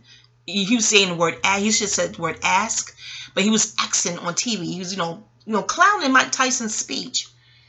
And the melanated people working there didn't seem put off. They was giggling. And I just think it's so icky. And I'm a teenager back then. What was I, 17 or 18? I don't know. But back then, I thought it was very icky that you would choose us to be your audience to mock a brother. No, I'm not going to be part of this audience. I want no parts of it. So I got up to walk away from that scene, okay? And I spoke to Steve a lot on the phone. We had celebrity video people they used coming from the United Nations, the diplomats. I dated a couple of diplomats. No, y'all read the book. But we had high clientele at that video store. I bullshit you not. And the owner lived in, oh, what the fuck is this shit? Closed, bitch. Hold on, the computer's carrying on. Sorry, y'all. Not y'all, the computer. Anyway, yeah, the owner lived in France. And, he was sitting I don't know, was that his woman? But she looked like the chick from East of Eden. What was that actress name for me? Oh, y'all read the book. Because I don't think I remember the name in the memoir. The chick from East of Eden, that petite, the long flowing dark hair. Y'all know this actress if y'all of my age in the 80s. Never mind. But in the event, and she always left the bathroom smelling perfume, French perfume. And they thought it was her essence behind it. I did too. But other co-workers, you know, chicks, before they had the term hate, and chicks would say, she's spritzing that shit in the bathroom. Y'all keep that. Y'all read the book. But in the event, listen, so, before I walked off from him, because this is all domestic violence now, men putting hands on women. And he was in his 20s, but I was still a teenager. I'm like telling the manager, can he hit a minor? I'm calling the cops. Fuck that. And oh, it's Brooklyn. And oh God, my bestie, that Leo. When I tell you Brooklyn came down to that motherfucking video, because I was dating dude in Brooklyn. He never hit, let's call him, what's he in the book? Lord, Cancer. Beth Bedstock, Kingston and Troop. If you from the 80s, more. I'm like, Shimon. Her name is Shimon. Shimon, what are y'all doing? Where he at? Where that motherfucker? Where that German sausage? He left for the day. What the fuck? When I tell you they came down with backpacks, I don't know what the fuck they was. I was impressed that they wasn't scared to get up with a Caucasoid like this. I'm like, but I was really fearful of losing my job, and I didn't want them to get bad. You know what I'm saying? I'm like, I'm gonna lose my job, and y'all gonna go to what the fuck, Shimon? Nah, you told he put hands on you. This is before the term "put hands" was out. She's saying this shit. I'm like, well, I fought back. You know, the co-workers broke it up, the management broke it up. No, that motherfucker put his hands on you, a female. And he grown. Is he out of his fucking mind? They was going to jump his mother. And she would have been in the midst, okay? Because that's how she gets down. But I didn't call her on the phone, and then she has carte blanche at my house. So if I'm calling home and she pick up, that's normal. We were best friends like sisters like that. We just babs. You read the memoir. She was like, what happened? I had a fight. Where, what, where they at? She thinking it's regular black people in the hood. No. A blonde, a Caucasoid male at the video store. She was like, why? Why are you fighting the Caucasoid? I just thought it was a kid because you didn't even fight. That's like, what are you doing? I'm like, no, I defended Mike Tyson. And then this shit is an extra kiki. Why are you defending Mike Tyson? Never mind. Y'all read the book. So before I walked off to get it from out that audience, I'm not gonna be an audience for you, just a black man. And these coon, they didn't even have the term coon, but y'all sitting there laughing at this shit. So before I walked off, I said, well, he'll make more money in his and he'll make more money in one fight saying acts than you're making your whole life being white. I walked the fuck off. I thought it was sweet like that. I did something sassy. I said like that. Yeah, I said he'll make more money in one, because this is a capitalist society, okay, and it still is, ain't it? Still a capitalism. Y'all saw that documentary, Capitalism: A Love Story, Michael Moore. Good documentary. I went with Papa to see it. I think I'm going to see this with Papa. Okay, we was just newly dating too. I went to see Capitalism upstairs, and he went downstairs to see Inglourious Bastards. I'm like, you're not going to see the movie with me? He was like, no, I don't want to see that. Was that our first date, Pop? I think I was so heartbroken that we went to see separate movies, but I think it was karma too. My whole first marriage, the boys, my husband and the boys would go see animation something, and I go see some chick flick. I'm seeing the movie like, is this karma? Papa sure went to go see Inglourious Bastards. What was that, Brad Pitt? And I went up to look at Capitalism. But I think it's shorter because when that was over, I went downstairs and joined him in Inglourious Bastards. And then waited for it to start all over. No, yeah, I don't care. Read the memoir. But, great documentary, y'all. How did I get to Capitalism? Oh, what made me bring up the money factor? Because, you know, haters just like, oh, you think money, you know how hatricks are. Well, like Tupac said, I wasn't, what he said? I was given this world. I didn't make it. Exactly. The world was like this before I was born, okay? Take your capitalism argument with the ones who control the capitalism. Okay, please stop. This is observational and truth. So I said that, something to the point of he'll make more money in one fight, axing, or I guess, you know, axing, fighting or whatever, than you would make in your whole entire life being white. Something like that. I walked off. I thought that was it. I thought it was over. When I tell you he followed me in that video storage and was like, I mean, beat red, heaving. And you would have thought I hit him. So this is something physical. I mean, heaving, chest heaving, red, breathing, fist clench. This is a big, burly, beefy. I don't know if he went to the gym after work. The fuck if I know. But I mean, red, mad. And this is before my mom married Mr. Herman that told me that, you know, men hit women because they can't beat them intellectually. Light years. When she met him in the 90s? Because this is still the 80s, right? Light years before Mr. Herman told me that. So I'm still a teenager. I'm like, what the fuck? What's wrong with him? I mean, like he was possessed. I'm like, this is deeper than racism. I guess racism is part of it because he's probably programmed and cultured that black people don't talk back to white folks, let alone make logical, sassy sense. I don't know.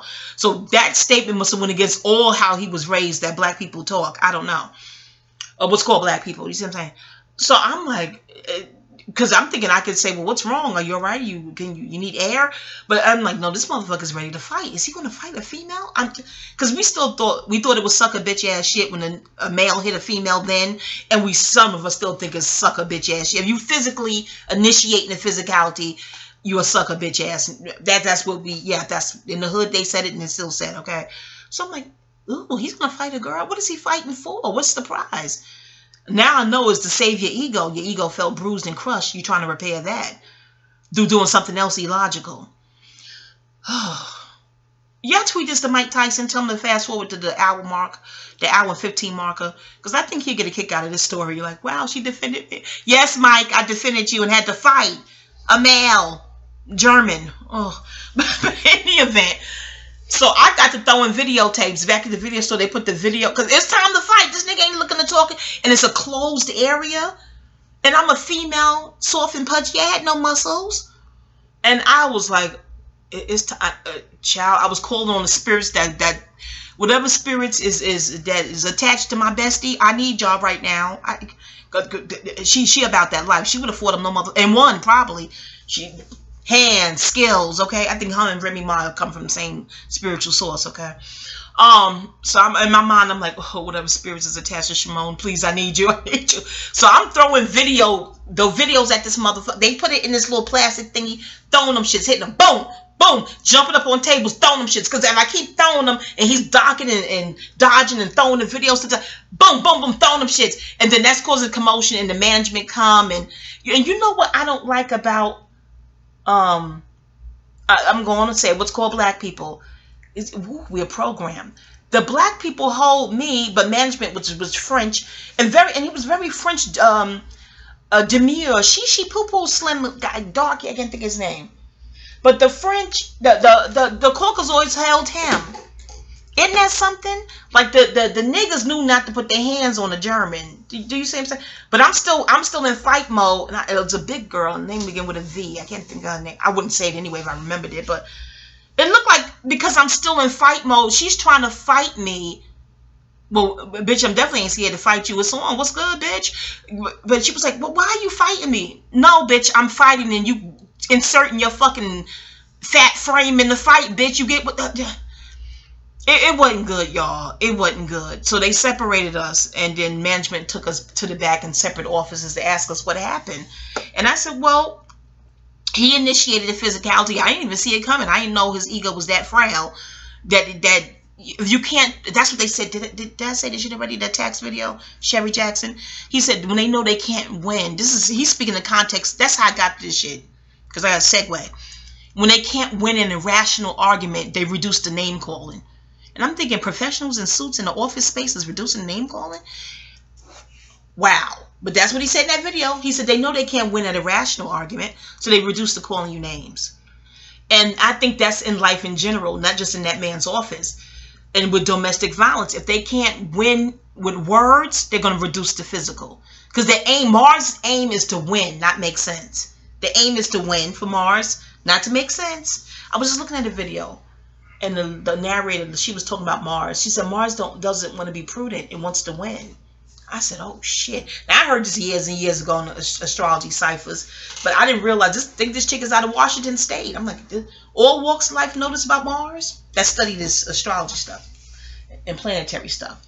I'm over now with y'all. Good God, in 31 minutes. Let me get to the up to the husband and domestic violence. I guess Kenya, if you was filming me, you'd be like, girl, you got to condense this. The whole PSA can't be an hour and 31 minutes on one daggone person. Thank heavens for YouTube. They go on and do what you got to say. Say what you got to say and do what you got to do. Okay? Unless they want to take the shit down, okay? But in the event, yeah, I explained that he was disrespecting Mike Tyson's voice and talking. And I didn't want to be part of that audience. So I said my piece and walked off. I left the audience space. You know what I'm saying?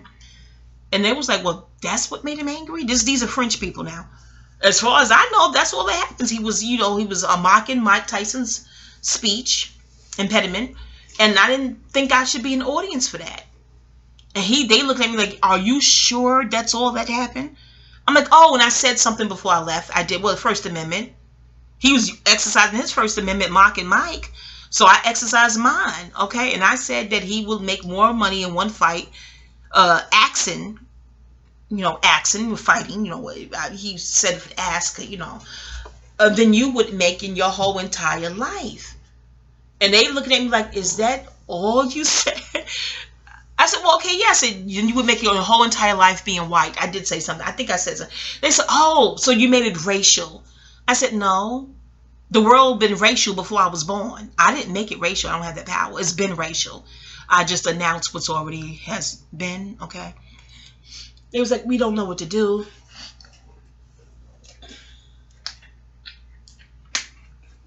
Pardon me. They was like, he's definitely suspended because he has no business hitting a female. But we're wondering we should suspend you too because you're both fighting. I'm like, I'm on self-defense. That's in the law, okay? So New York self-defense laws were on and popping, and I heard they've been amended. That's a whole nother topic. But you got the Second Amendment, and then you got self-defense laws. I'm on self-defense. What am I getting suspended for? Okay?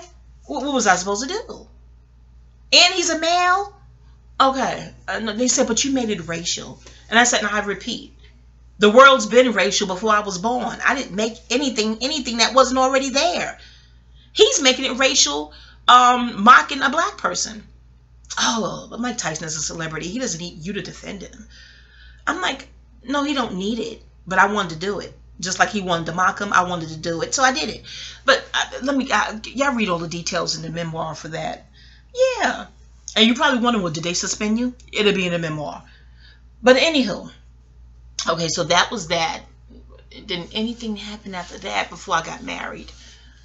That's when the physicality came, y'all. No offense to my ex-husband. Okay. And that's something you can tell the truth, your truth from your, per your recollection of your own life. And those that offended you or violated, offended that you're telling that story. I'm offended that you did what you did. Had you not did it, it wouldn't be no story to tell. That's math. Can you do that math? They feel like you don't have a right to tell your story. Because they were part of it in a negative way. It's not like I want you to be a part of it in a negative way. You chose to be a part of my story in a negative way. So now the story's being told. What the fuck? First Amendment. Shit.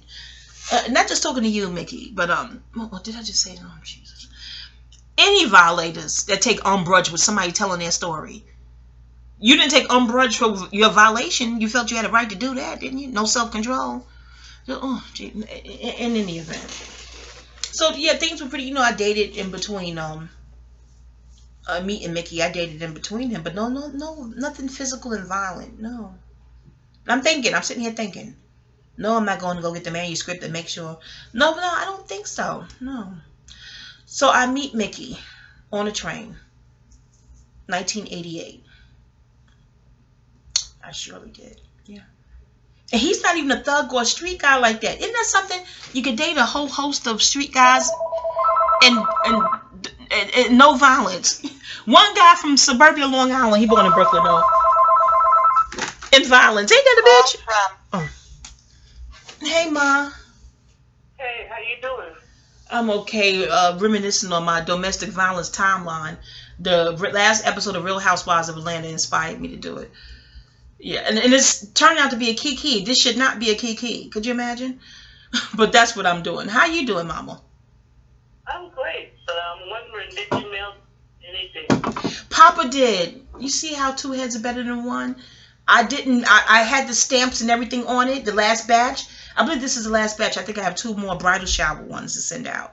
But the last batch of mailings, I wouldn't worry about no bridal shower. Ma, it's already in the mix. Some people got the bridal shower invite. It's already in the mix. Ma, stop being humble. Humble is nice, but it's getting annoying that they already in the mail. Okay? So the last batch is in the mail for the invite. The last batch is in the mail for the wedding overall. That's out. Is sent. I just got 2 or 3 more for the bridal shower, and then that's it. But Papa, he put it in. I was so happy. I kissed him. Okay. Because I forgot to put it in. He put it in yesterday or today? Yesterday. So they should get it by today or tomorrow. Maybe tomorrow was coming from Georgia. I have to get the list together. Who's going to do what? I guess they'll call me to call you. You waiting for RSVPs now. Now you're just waiting for the RSVPs, and then you can construct the list, the seating arrangements, who's going to sit where and there. You know what I'm saying? Yeah, it's going to be really nice. I don't think it makes sense to write a seating arrangements until you get the RSVP card. Until you get the RSVPs, it don't even make sense to construct anything because you don't know who's coming. Well, how you doing otherwise, Mama? Huh? How you doing otherwise? Fabulous, just fabulous. Okay. I'm happy for that. Love had to come to last night. It was love for, because 2-1 didn't have no heat or something to the effect. Oh, no. He likes to get his pay. So he said, Miss Nixon, where you at? I've been in your house. Ma, did you just say your name? Oh, God. Sorry, Ma. Go ahead. Don't say your name again. But go ahead. What you say? No, I told you I'm doing a video about my domestic violence timeline. I don't have many subscribers yet, but still. But sorry, finish telling us. Where are you? I'm out. I'm getting married. He said, "Oh, you're at his house?" I said, "Yeah." He lives. You know, he came to the house. Scorpio. He came to the man's house. Protective. To meet him? Well, you know, he wanted to get his paycheck. You know, he wanted to get his check. Oh, he came to get his guap. Yeah, Scorpio. That's Scorpio Yeah. too. So Simeon says, take the check. Ma, stop saying names. Sorry. Because tell a story with no names. Go ahead. Okay. Take the check to the door. So I took the check to the front door. He said, I'm coming out to meet this man. Oh my God. I said, I'm coming in, honey, and he's coming with me. And they met, you know, he's in his pajamas and everything. I said, but they talk a long time, you know. They would. Taurus and Scorpio. That's a blend. It's protective. He's known you for many years. I don't like how he hit my son when my son was supposed to help me move, and we driving by. I'm staring in his car, and he got my son. Let's just call him my son. Scooched down. He's hit my son to get him out of. And I know it wasn't his idea. He didn't want to help us move to when we went to Westchester that first time. I'm like, oh, this is a Scorpion thing. Okay. But I had to smile at it because it's the love. It's the love for the family that he did that. But yeah, I'm like, okay, you take our money, but you won't help us. You know what I'm saying? Get the stuff in the truck. Oh, yeah. I was too through with you know who. Oh, too through with you know who. But it's bad. That was back in 08. So. He's coming to the wedding, so I have to put his name. I have a long list of people. Then it's over 50 people. Do I have to stand up? We probably got to stand to eat our food. Everybody ain't going to get a plate. I'm going to have to smuggle in a paper plate and eat off people's plate. It's going to be terrible. It doesn't matter if you stand or sit. I have to pay extra. Okay? So then that's it. Are they going to actually count and see? Wait, Mom, stop the presses. Will they count and see if it's 50 people? Are they going to have a head count there? Is it that? Oh, They're yeah. that formal. That's not formal. That's anal. Are they that anal? Well, I don't know what you call it, but yeah. Oh, I didn't even think they would count the people. Oh, Mom, I think it's gonna be beautiful. It's gonna be beautiful. We get our dance on. I think so also because everybody that wants to come is so excited for me. They're more excited than I am. I'm excited for you too. It's hard to find love at any age. They put my name down. I said, oh my God, I forgot to put her name down. Reverend. Mom, don't say no names on this video. And you taking Reverend, and Reverend's are Googleable. We don't have a video. All we have is a camera, right? No, not the camera for the wedding. I'm talking about. I'm doing a domestic violence timeline video. I don't have many followers right now, many subbies. I like to call them ears. I just call them melanites, but my ears. But it's not the point. What if in the future something? You see what I'm saying? And Reverend's are Googleable. They're like, that's a mama Reverend. You see what I'm saying? People are weird like that. It's just, not y'all, girl. Not Nestle. Not y'all. Not my true ears. Not my true ears. Anyway, Mama. But I'm happy that this is coming along beautifully. I'm so excited for you. He said he's coming. Ma, did you just say another name? Ma, let me call you back. And these are unique names now. Good gracious. That's love. He missed your 70th birthday party, so I'm very happy. Mom, you know what this SS Social Security Disability, they turned me down 3 times, right? Remember I told you when I was going through with the SSI, the thingy? They turned me down 3 times, and then they told me to try to overturn it. And then they sent me a letter so I thought turning that down. But now they're persistent with something when I thought they closed the case. Mom, I'm getting the creepy heebie-jeebies. It's feeling icky and heebie-jeebie-ish. I did a video for that. I tell people, please tweet that to lawyers. I'll tweet it too, but the more tweets they get on the better, okay? Why would they keep persisting when I thought the thing was closed? Can they deny you and then reopen it? I would have the attorney speak to me. I can't speak for nobody. I would have the attorney to just speak it. I tried that. They told me I had to write a letter and request a change because I went in initially as pro se. So I wrote the letter saying I think I'm gonna need a lawyer. They wrote me back saying nope, too late. So they forcing my pro se hand. It feels like a gangster bully move. It feels icky. It feels icky. So, and this is me just wanting Social Security for the lupus thing. I worked most of my life. I didn't contribute to societal pot via taxes and deductions. It's not like I'm asking for something that I didn't contribute to. And all the years I worked, they ain't going to give you back all you didn't contribute. But I'm being logical. Again, I'm being logical. And I don't think they exercise that type of balance and logic. You know what I'm saying? Anyway, Mom, but that's what I've been focused on. And I got the class tonight. I told you I did the class. You got a class tonight? Okay. Like, I'll talk to you later then. Whenever you... No, did you get the box? I'm thinking you calling about the box. Jaquana said the box came. Yeah, Jaquan said the box came. Oh my God, did I just say a name? Papa, you gotta edit this video. Never mind. I have to go home first to know about the box. Oh yeah, but Mom, I can't believe I just said the name. He's got to edit this thing. Strung out. I gotta go home. All right, Mama. Well, please. Take me home Wednesday because I got things to do. Okay, well, Mom, when you go home. Get nothing done. All right, Mom, when you go home, please look at the dresses and tell me how you like the dresses. Try them on and see if they fit. That's what's important. You want to see if they fit. Then they don't fit what? I don't know. We're panicked. I don't know. Diet. Are you dieting? No. I'll talk to you later. No, don't get depressed. Don't be blue. I love you. I don't want you blue now. It's your happy season. All right, love you, Mom. Yeah. They'll fit. We're going to be optimistic. They're going to fit. Okay. Call me when you get home. All right. Bye-bye. Bye. I hope they fit. Oh, jeez. Y'all, ignore all that, okay? Ignore all that. This shouldn't even be in the... how are we talking about a wedding in the domestic violence timeline? I got to add the word potpourri to this daggone thing, too. Oh, shit. Potpourri means, you know, a confetti of talk. Confetti chatter. Chatty? Kathy. Listen. What was I was finished with the German at the job, right? If that don't sound like the title of the chapter, German. No, but that'd give too much power to him and domestic violence. No, I sure was going to title it the German at the job, but that's too much power, isn't it? I don't know. This would be a regular chapter in the memoir, okay? Yeah. So moving on along, nothing of a domestic violence of anything with me involved after that incident. Like right after that, yeah, okay. Maybe I was 17. I met my soon-to-be husband at 19. And everything starts off beautiful. Beautiful courtship. Beautiful, very generous Pisces. Very, you know, we had it, I had it. Beautiful courtship. And the whirlwind fast romance, because I was pregnant in 2 months. Oh, y'all can read this in the memoir. And then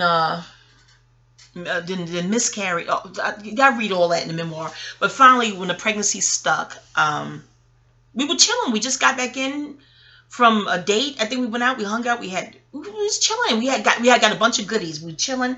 We came back to my house to watch the movie. We had movies. It was VHS tapes back then, if you're young watching this. We had movies. This is, we're older now. I think I'm 20. We're the same age, he and I. So I'm 20, and he's 20 as well. We're born 2 weeks apart. I'm 2 weeks older than him. So, is that too much data? Oh, it'll be in the memoir. So we're 20, all right? So, and we're watching the movie, eating the goodies. He had his bag of goodies, and I'm pregnant. Okay, I'm pregnant. Just pregnant. And in the hood, I don't know if this is in your hood too, but it's bad luck to take food from a pregnant person. Bad luck for you to ask them. It was asked. It's bad luck to ask a pregnant person for food. Period. Any edibles. So he asked me for some candy. I was eating candy. I won't say the name of the candy. That's advertisement. It'd be. I think I put the name in the memoir. But anyway, he asked for some of my candy. And I just teased him. I said, you know it's bad luck to ask a pregnant person for something that they're eating. Especially while they're eating it. It's supposed to be very, very bad luck for the person that's asking. And it's just really cutesy and quirky and, you know, and flip it. Just being my sassy self. And I resumed watching the movie. And I'm thinking, and we were like in bed. Somehow or another. I don't want to give the details. It's in the memoir. It was cuddly. It just, I don't know. Like he demon possessed. He flipped. And he just, I don't even want to give the details. It's just too much. But he started fighting me. And there's no way he was fighting over candy. And I'm fighting back. And I'm pregnant fighting back. And I'm like, nigga, you fighting a pregnant girl and your babe? Are you? And I'm cursing and we're fighting. And I don't even think my mom is home. And I'm like, and you fighting in my house? And my mother's room was right next to my room. But I don't think she was home. It felt like we had the house to ourselves, which is rare because, you know, our house stayed crowded. I just don't feel like my brother came towards the end, my older brother. And then I realized someone was there because I don't never get people who abuse people who are not fighting back. I don't get anybody who fighting someone that's not fighting back. It's cowardly, it's icky, and it's really, really demonic. It's because when I realized that he wasn't fighting back anymore or fighting me, because I'm the one fighting back, he initiated the physicality. When I realized he wasn't fighting, I felt icky, because you don't want to keep fighting someone that's not fighting you if you have sane cells. That's what I'm saying. It's some other kind of psychological, demented something with someone who's fighting someone that's not hitting them. Like, are you really comfortable? To me, it was a real icky wave that came over me, because I'm like, why am I still fighting if he's not fighting? He just stopped. And then I realized why he stopped. My brother was standing there. I'm like, oh, you stopped because you... And then, yeah, you read the memoir what happened after that. So that was the beginning of our physicality. And you're like, and you still had the baby and you still married him? Yeah, I sure did. Why will be in the memoir. You can read about that too. But yeah, our marriage was tumultuous and very physical. And I only initiated one physicality while we was on the Cross Bronx Expressway driving. I don't know if I thought he wouldn't hit me back because he's driving. Oh boy, was I wrong. No, and he's a truck driver. He could drive with one hand. and Dana in the back. Oh God, did I just say a name? Oh, gotta edit. Jesus. She in the back screaming, "Get me a baby!" We was driving her to her apartment. She got a new apartment in the Bronx. We were moving her. And that's something, we're moving her. In any event, a very physical marriage. Thank heavens I was in my 20s and was more physically fit to be able to withstand the shit. You know what I'm saying? He's used closed fist. Yeah, pretty much. So have I. But I didn't, I don't care what you say. I'm deal with math. I didn't initiate physicality. He always did. And by the time he stopped being physical with his fist and slaps and whatever have you, he did something else too. Or y'all read the memoir, and y'all know, like, I'm not bashing you, ex-hubby. I'm not bashing you. This is part of my life. It happened to me and with me, and that's what memoir is, memory. Okay, so that's what memoir, per the writing classes I sat for, okay, and got credit for.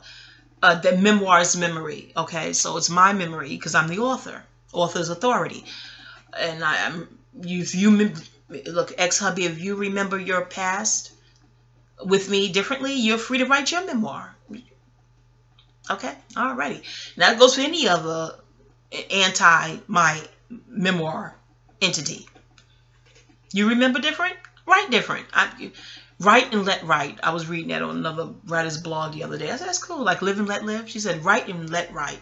Read and let read. What the fuck? Shit. No, she'd say that part, probably. But that's the frequency I got from my girl. I feel you. But anywho, yeah, so a lot of physicality in my marriage, which wasn't really healthy for our boys to see, which is why I got out the marriage. And, yeah. And I really believe it was for the same reasons Mr. Herman told me, when they can't win intellectually. And my ex-husband's very, especially with music, very musical genius, very smart with his music and history. He could be deemed called pro-black, if you will. But something about my mouth. He couldn't find a response verbally. It was be a response physically.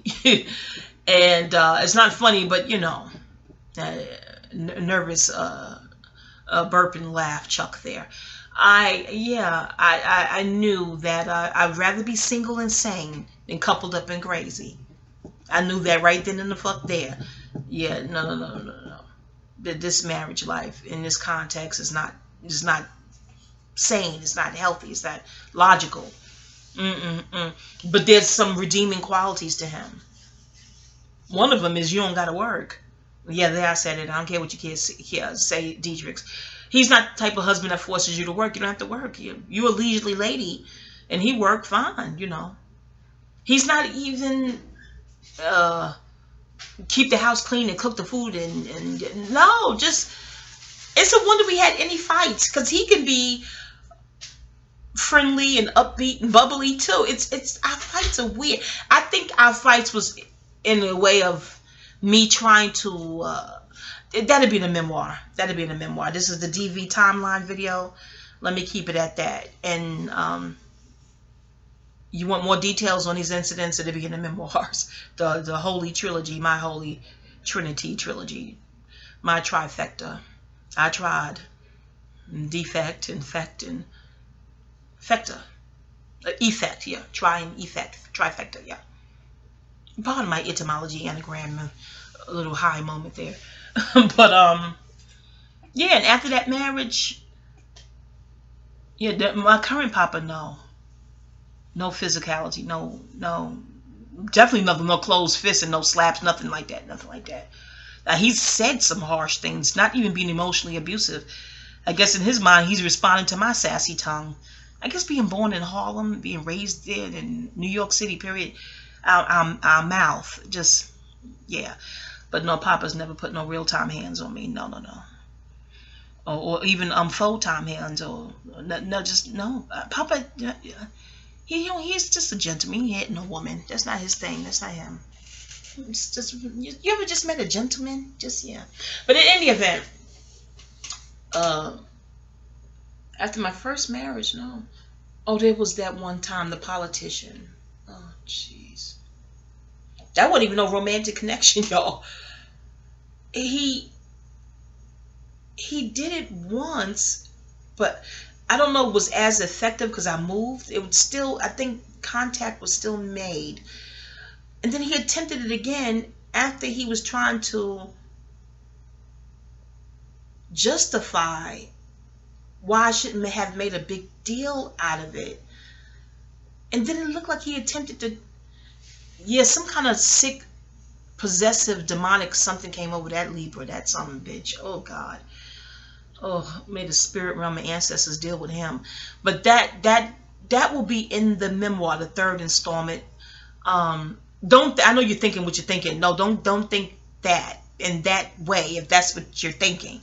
That'd be in the memoir. But that, I'm trying to think if there was any incidents between ex-hubby and current hubby with male physicality and abuse, domestic violence, DV.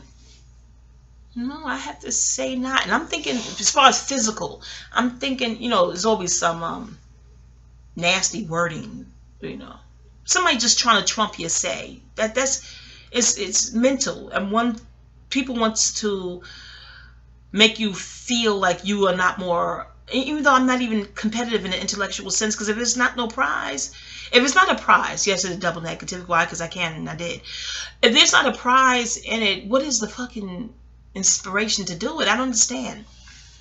I know people just stroke the ego, but maybe my ego don't require stroking. Because let somebody say, we're gonna pay up your rent for 4 years.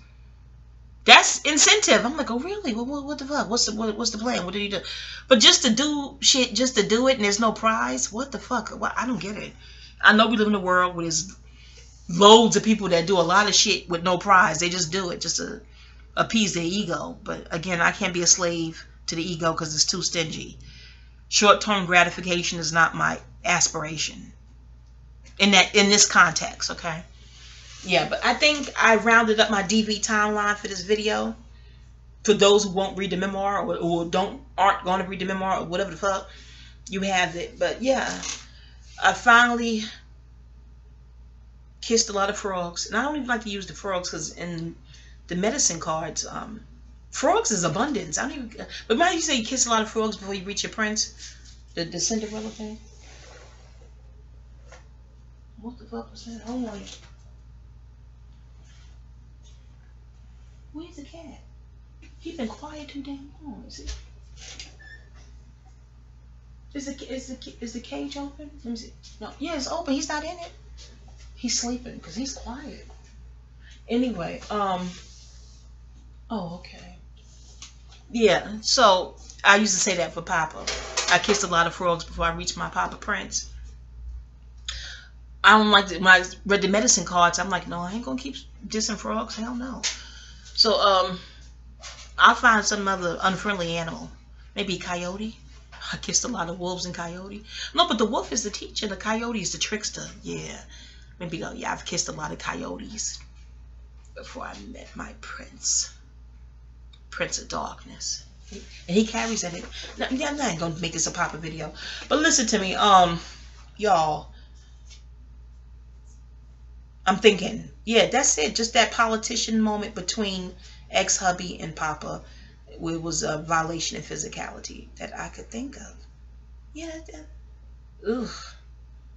I don't even want to see him. If I see him on the internet, I click off. I get away from it. Just, oh gosh, heavens. And I hate that he taught us a lot in politics. You know how much the budget New York get. Y'all read that in the memoir. But I hate the last time I saw him on TV. I was about to turn the channel and I stopped because I wanted to hear what the sister had to say that was there. He dropped a jewel. I don't even know if he knew it was a jewel, but she was talking about fighting. She was like, I had to fight because I had long hair, and he said it's the culture. It's the fighting warmongery, and you know why? Holdover from slave plantation, how America the America we know it as to be, how that was built. Not the America prior to the pre-colonial. No, that's in Howard Zinn's book. Reference, you know, you got to put the reference in. Okay, it's about going to 2 hours, y'all. All right, let me go. If you stayed this long, thank you. And the whole point of the PSA was to tell women to get out. You're being abused. The whole point of this video was to let out when I was abused, but also to say the same thing, to reiterate that. Find a way to get out. That hotline. I didn't even know. Gosh, this is going to be longer than 2 hours. Because the politician thing happened, was that 05 or 04? Never mind. And I met that fool in 06. How could I forget? Oh my goodness. How could I forget how I got to domestic violence shelter? All that happened with my ex-husband, I didn't go to no domestic violence shelter. I went to overnight to a pregnancy shelter. That's our second baby. Read the memoir. But it wasn't for the it was due to domestic reasons, but it wasn't was it a domestic? No, it was a pregnancy shelter in Brooklyn. Y'all read about it. Funny as hell. In retrospect, in the moment, they stole my daggone books. Left the Fendi, y'all. Because it was like, is this Brooklyn now? I used to run with Brooklyn Boost. Y'all read the memoir. They was like, is that Fendi real? I'm like, yeah. I got it from Macy's. I think it's the color. My husband, he was in music, got royalty checks. And he would buy me little bags of makeup. You know, y'all read the book. I'm like, yeah, it's real. We got it from Macy's. Macy's or Bloomie's, one of them. And I was pregnant. It was a pregnancy shelter. It wasn't domestic violence. You gotta read the memoir, because now I gotta read to figure out, why didn't I just go to a domestic violence shelter then? Y'all read the book. I'll read the shit too. You know, jog my memory. But anywho, we were in bed. The girls were talking, and then they watch you. It's too good in the book, but they watch you to see if they're gonna let you stay in the room in peace, if you will. We all pregnant now. I'm like, and then we were watching you. We like you. You get to stay. I'm thinking they met in the shelter overall. I'm like, ain't that the city's call? How is that y'all call? No, they met in this room. You like to be living hell in this dorm, or you have peace. So they was watching for certain things, and if those things happen, you get to y'all read the book. So I'm like, okay. So I used to sit in my bed with snacks, like I pretty much do anyway, reading my books. And I was like, what you reading? And I was like, you know, I showed them astrology. Now, you know, when's your birthday? And we had so much fun going over the book. Y'all read the book. Don't you know they took my books? I gotta get the fuck out. I gotta go. Left the Fendi and took the books. I think they took the cash out the Fendi, whatever little bit of money's I had in there. I knew not to go in, you know, no big wads of guap. Okay, don't be no fool. But they took out the. But even when you go in the bag, they couldn't tell it was real. I don't know, something with the color. I think he bought me a red one. Now you know Fendi had colors. I think that was an all red one. I think he bought me a royal blue. This is back in the day, y'all. In the 90s, I wasn't even into fashion like that. But, you know, he would, y'all read the book while I threw fashion to the wind and said, fuck it. Y'all probably know if the family robbed my house. That's domestic violence, too. Oh, did I skip over stories? But it wasn't physical. I'm trying to tell you, this violence thing is not just physical. Do you see what I'm saying? And no, they were not crackheads. Sober-minded people. They didn't drink liquor. Robbed my house. I was pregnant with my first baby. Okay. Y'all read the book. They get all the details if you care to have them. Or, you know, read them. Or know them. Whatever. Anyhow, yeah, the shelter took my books and my cash and left the Fendi. I said, well, what the? They must really think it's fake. Ain't no Brooklyn leaving no Fendi. Do you hear me when I tell you? Okay. Well, they want them astrology books. They wasn't bullshitting. What the fuck? But in any event, I even know books. That's why Chris Rock got the thing. Keep your money in books. I'm like, Chris, if they get curious enough, they take your fucking books too. What the fuck is he talking about? It depends. I guess it depends on who's curious. And I guess he's probably talking with the average burglar. Oh, anywho, did I forget? Oh yeah, '06. Oh. And he's not even a violent type, nor am I. But again, words. You know how your mate gotta upword. He can't upword you. He gonna get with the fist. You know what I'm saying? And the scratching, and he's scratching, and I'm scratching. I'm like, why are you scratching, you the nigga? What the fuck is wrong with you? It just, yeah, read about that. But that fight in the house, and he gonna call his sister to come fight me. I'm like, really, nigga? Really, bitch, nigga? Real? I'm saying the shit, and she can hear me in the background. Okay. And she told him to call the cops on the phone. I heard her say it. They on the phone. She told him to call the cops because she wasn't coming out to Queens. I think she lived in the Bronx. I don't know, but she lived one of them boroughs. And she told him to call. That was her advice to him, to call the cops. And he worked in law enforcement at the time. A fraction of law enforcement. A faction, rather. So when one of us call and you mention that to the operator, you know the whole brigade comes out, right? I could not believe all those white shirts was in my damn house. When I tell you this was, I'm like, this is utterly ridiculous. This is a lover's quarrel. He initiated physicality, and I defended myself, self-defense. This is, and thank heavens my mama was at church. Oh, y'all read the details in the book. This son of a bitch. And he called to really get me in trouble. He didn't know they would take his bitch ass too. Because I started rattling off statutes and codes. Okay, I went to the academy. This motherfucker here, okay? He initiated the shit. And he ain't, I'm in my mama's house. He's the fucking interloper. Borderline squatter because he's late on rent. You know what, bitch, nigga? You still owe my mother $826.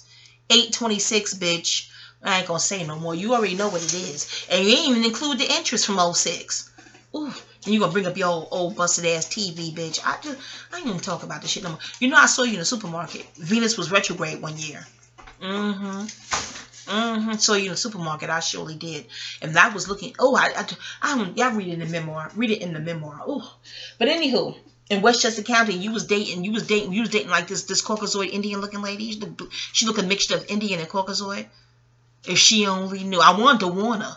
I wanted to slip a note in her shopping cart and warn her about your ass. Shop right, bitch. Shop right. I saw you, bitch. Shop the fuck right. Yeah, I saw you. White Plains. You was there. In any event, maybe it wasn't a romantic connection, but I sensed that it was. Does she know about Big Mama in Brooklyn? Does she know about Big Mama? How you live with women? How you scope out housing because you're too cheap to pay real New York rent? I said the shit. Yes, I said the motherfucking. It's the truth. I don't know if it's still the truth. Maybe you evolved. You need to pay my mama back is what you need to do. How's your karma? You came up in the cards with your karma with money. I said, yeah, I know why. Because you owe my mama money. Pay her back and maybe let me not read. Let me not tell the cards. Let me not tell the cards. But in any event, yeah, so we had a fight. And they were contemplating. Y'all read the book. Finally, after you come home and the smoke clear and all the bullshit, I got a letter in the mail from the domestic violence, some kind of support group and all this and all. I'm like, how did they get my name? I guess it goes into the computer database. I don't know how it should go. They mailed me a letter and we can help you, yada, yada, yada, and we can get you in a domestic violence shelter.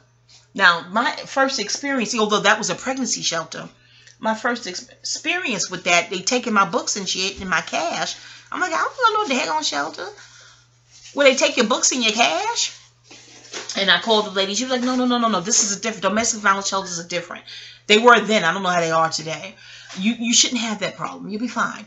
And then that's when I went. And that was the turning point to find out what people really go through. Because in the shelter, you have curfew. I guess all shelters are like that. But I got a pass. You know the girls hating on me because I got a pass? I had a job. My job got off at what they closed at 11:30. I had to come after the curfew because I had a job. They require you bring proof of your schedule from your job. Never mind, y'all read the memoir. I couldn't believe the other girls was hating on me because I didn't have to meet curfew. The ego, y'all, the ego. I can't. Y'all read the memoir. Read the memoir. Ooh, read the memoir. Anywho, so we in the basement of the I was about to say you can't because you can't. I think you can't. I think in perpetuity. I don't think I can get the location of that shelter like forever. Or is it 7 years? I don't know. I know I ain't saying the shit. You're not supposed to. I don't even know if it's still there. The point is they tell you don't be saying the location of this shit, okay? But we had group therapy once a week, and you have to go. You have to go. You know what I mean? Unless you're working, you got proof. So in the group therapy, in the talking session, we would talk and just to, to hear what the girls go through. And I felt silly sitting there with talking about Casper. That we're gonna call him what I call him in the memoir, Casper, the sometimes friendly ghost. And you'll know why my friends dubbed him Casper. Okay. Ugh. But that was a key to the people in the group therapy. They was like, it's funny to do it. They want you to talk about that fucking fight I had with him over and over again. They were like, tell it again, tell it again. Did you see Eddie Murphy movie with the Trading Places? They be like, tell us how you cut him. This is the shit in group therapy with me. They want me to tell that fucking story with Casper over and over again. I'm like, I don't see where the key is at. That motherfucker, I had no criminal record till I meet this bitch, and I'm in my late 30s. The lawyer sitting there like, why would you wait till your late 30s to get a criminal record? I'm like, ask the bitch ass, yellow ass nigga over there. Ugh. So sorry, y'all. Just read the book. No, the courts is like you had no criminal record. And how they trumped up the fucking shit to sully it up. Y'all go on and read it. I had a friend who worked. Read the book. Read the fucking book. Read it, y'all. Read it, shit. And anywho, so that was a DV. Leo, don't start this shit. Don't start this shit, Leo. You was good up until now. God damn. I know you like, are you DV and Leo? You're not doing the DV shit with the Leo. No. I love my baby. No, I don't put no real time hands on him. I'm not even violent, period. But he doesn't like the squirt bottle. He don't like that shit. And he moved. Why don't cats like water? That's a whole nother video. Maybe I can Google it. Maybe it's something spiritual. I digress. Anywho, yeah, that old fucking Casper, that old bitch, I don't want to get mad all over again. I didn't even think about his ass. I remember when he walked out, he's like, I'm walking out of your life forever. I'm like, and not a moment too soon, bitch. The whole shit was a key to the shelter girls. I was a key to the girls in the shelter. Never mind, y'all. Anyway. Yeah, but this domestic violence shelter, that was quite the experience. Just healing. But even the bureaucracy, never mind, that's another video. But after that, the smoke finally clear. I meet my Papa Bear. And now my only struggles now is lupus and financial and health insurance, which is a whole hellified of a whole lot of another type of struggle. Lupus, health insurance, and fiscal finances, and now with this SSI thing. I know you're like, yeah, but well, go on and check it out. Maybe you can finally get your stuff retroactively. But I heard they stopped with did they stop with the retro payments and lumps? I have no. Listen. It'd be a miracle if I even get the little monthly little thing. I don't know. But my thing is, I thought they closed it. So I don't know if they're doing some Matrix Jedi. But listen, that's another video. Okay. Back to domestic violence. On a serious note, if you knew my natal chart and how my Mercury is conjoined and aspected, I can't help the kikis. Comedians can't help that. You're born with that. People say that, but I know astrology, know natal charts, and know what Mercury is doing. I'm like, oh, that's how they do. That's how that's how they born with it. That's what Mercury was doing when they drew their first breath in this incarnation. So they have natural comedic abilities. We can't help it. It's just, and they say comedy comes out of tragedy. It does. I've heard that. Yeah. I was too pussyfied to do stand up. I tried that shit on the Upper East Side. It was a comedy. Well, this is a DV video anyway. Hats off to stand ups though. You get up on that stage, you got balls, okay? Shit. Ran off that motherfucker. I'll stick to scripts off Broadway. Give me my script out, okay? I light your stage up with other actresses and actors on stage. And buy yourself up there smoking. Then what if you don't even smoke cigarettes or something to give you some sort of crunch? Never mind, this is a DV video. On a serious note, all jokes aside, ladies, men, whoever is being abused, you got to find a way to get out. You do. You really, really do. And these serious things, a Fatal Attraction on the TV One special. Come on, TV One. That shit is no motherfucking joke, okay? Mm-mm. Run if you're not into spiritual readings or cards, or YouTube will give you some insight at what the outcome card gonna be. Say, can you give me a reading with the outcome card be, the result card? Yeah. If you don't have no sort of foresight, that's not your thing. Run. There's hotlines, things of that nature. Run. I used to fight back. I guess because it's reflexive, but I don't even think that's a good idea. Because they're Mars. If you're a woman and he's a male, he's a Mars entity. War. Okay. Run. Okay. Well, Tina Turner got out the thief in night. Well, he still came on the bus and got her. She got her Namyo Horenge Kyo on. So did I. Okay. Namyo Horenge Kyo, Namyo Horenge Kyo, Namyo Horenge Kyo. Something. Whatever you need to get out and get ghost and get gone. Do not sit in abuse and weather it. Long standing. It's not prudent. Okay. It's not safe. Run. Alrighty. Again, shout out to you, Kenya Moore. Great PSA. I didn't know you went through all that. Oh my heavens. No wonder you can weather the empty rhetoric and the senseless abuse you have to, you don't have to. No one's forcing you. People, I can hear your haters now. Ain't nobody forcing them to be on that show. But, aside from being a 7 life path number, I see you now where you draw your strength of getting through the abuse you weather. I mean, I've hated. Who the hell don't have haters? But the amount of haters you have to weather seemingly on a daily basis on social media. Oh my. Yeah, you have to have thick skin and a strong resolve and a strong spirit. And that comes from having survived abuse, senseless abuse. But much love to all the survivors of abuse. Really mucho love to the world. Maybe it's a global healing is in order. What's going on in the planet? Hold on, y'all. I think it's telemarketers. It's telemarketers. I can't believe they still even have telemarketers. They hiring that position anymore still?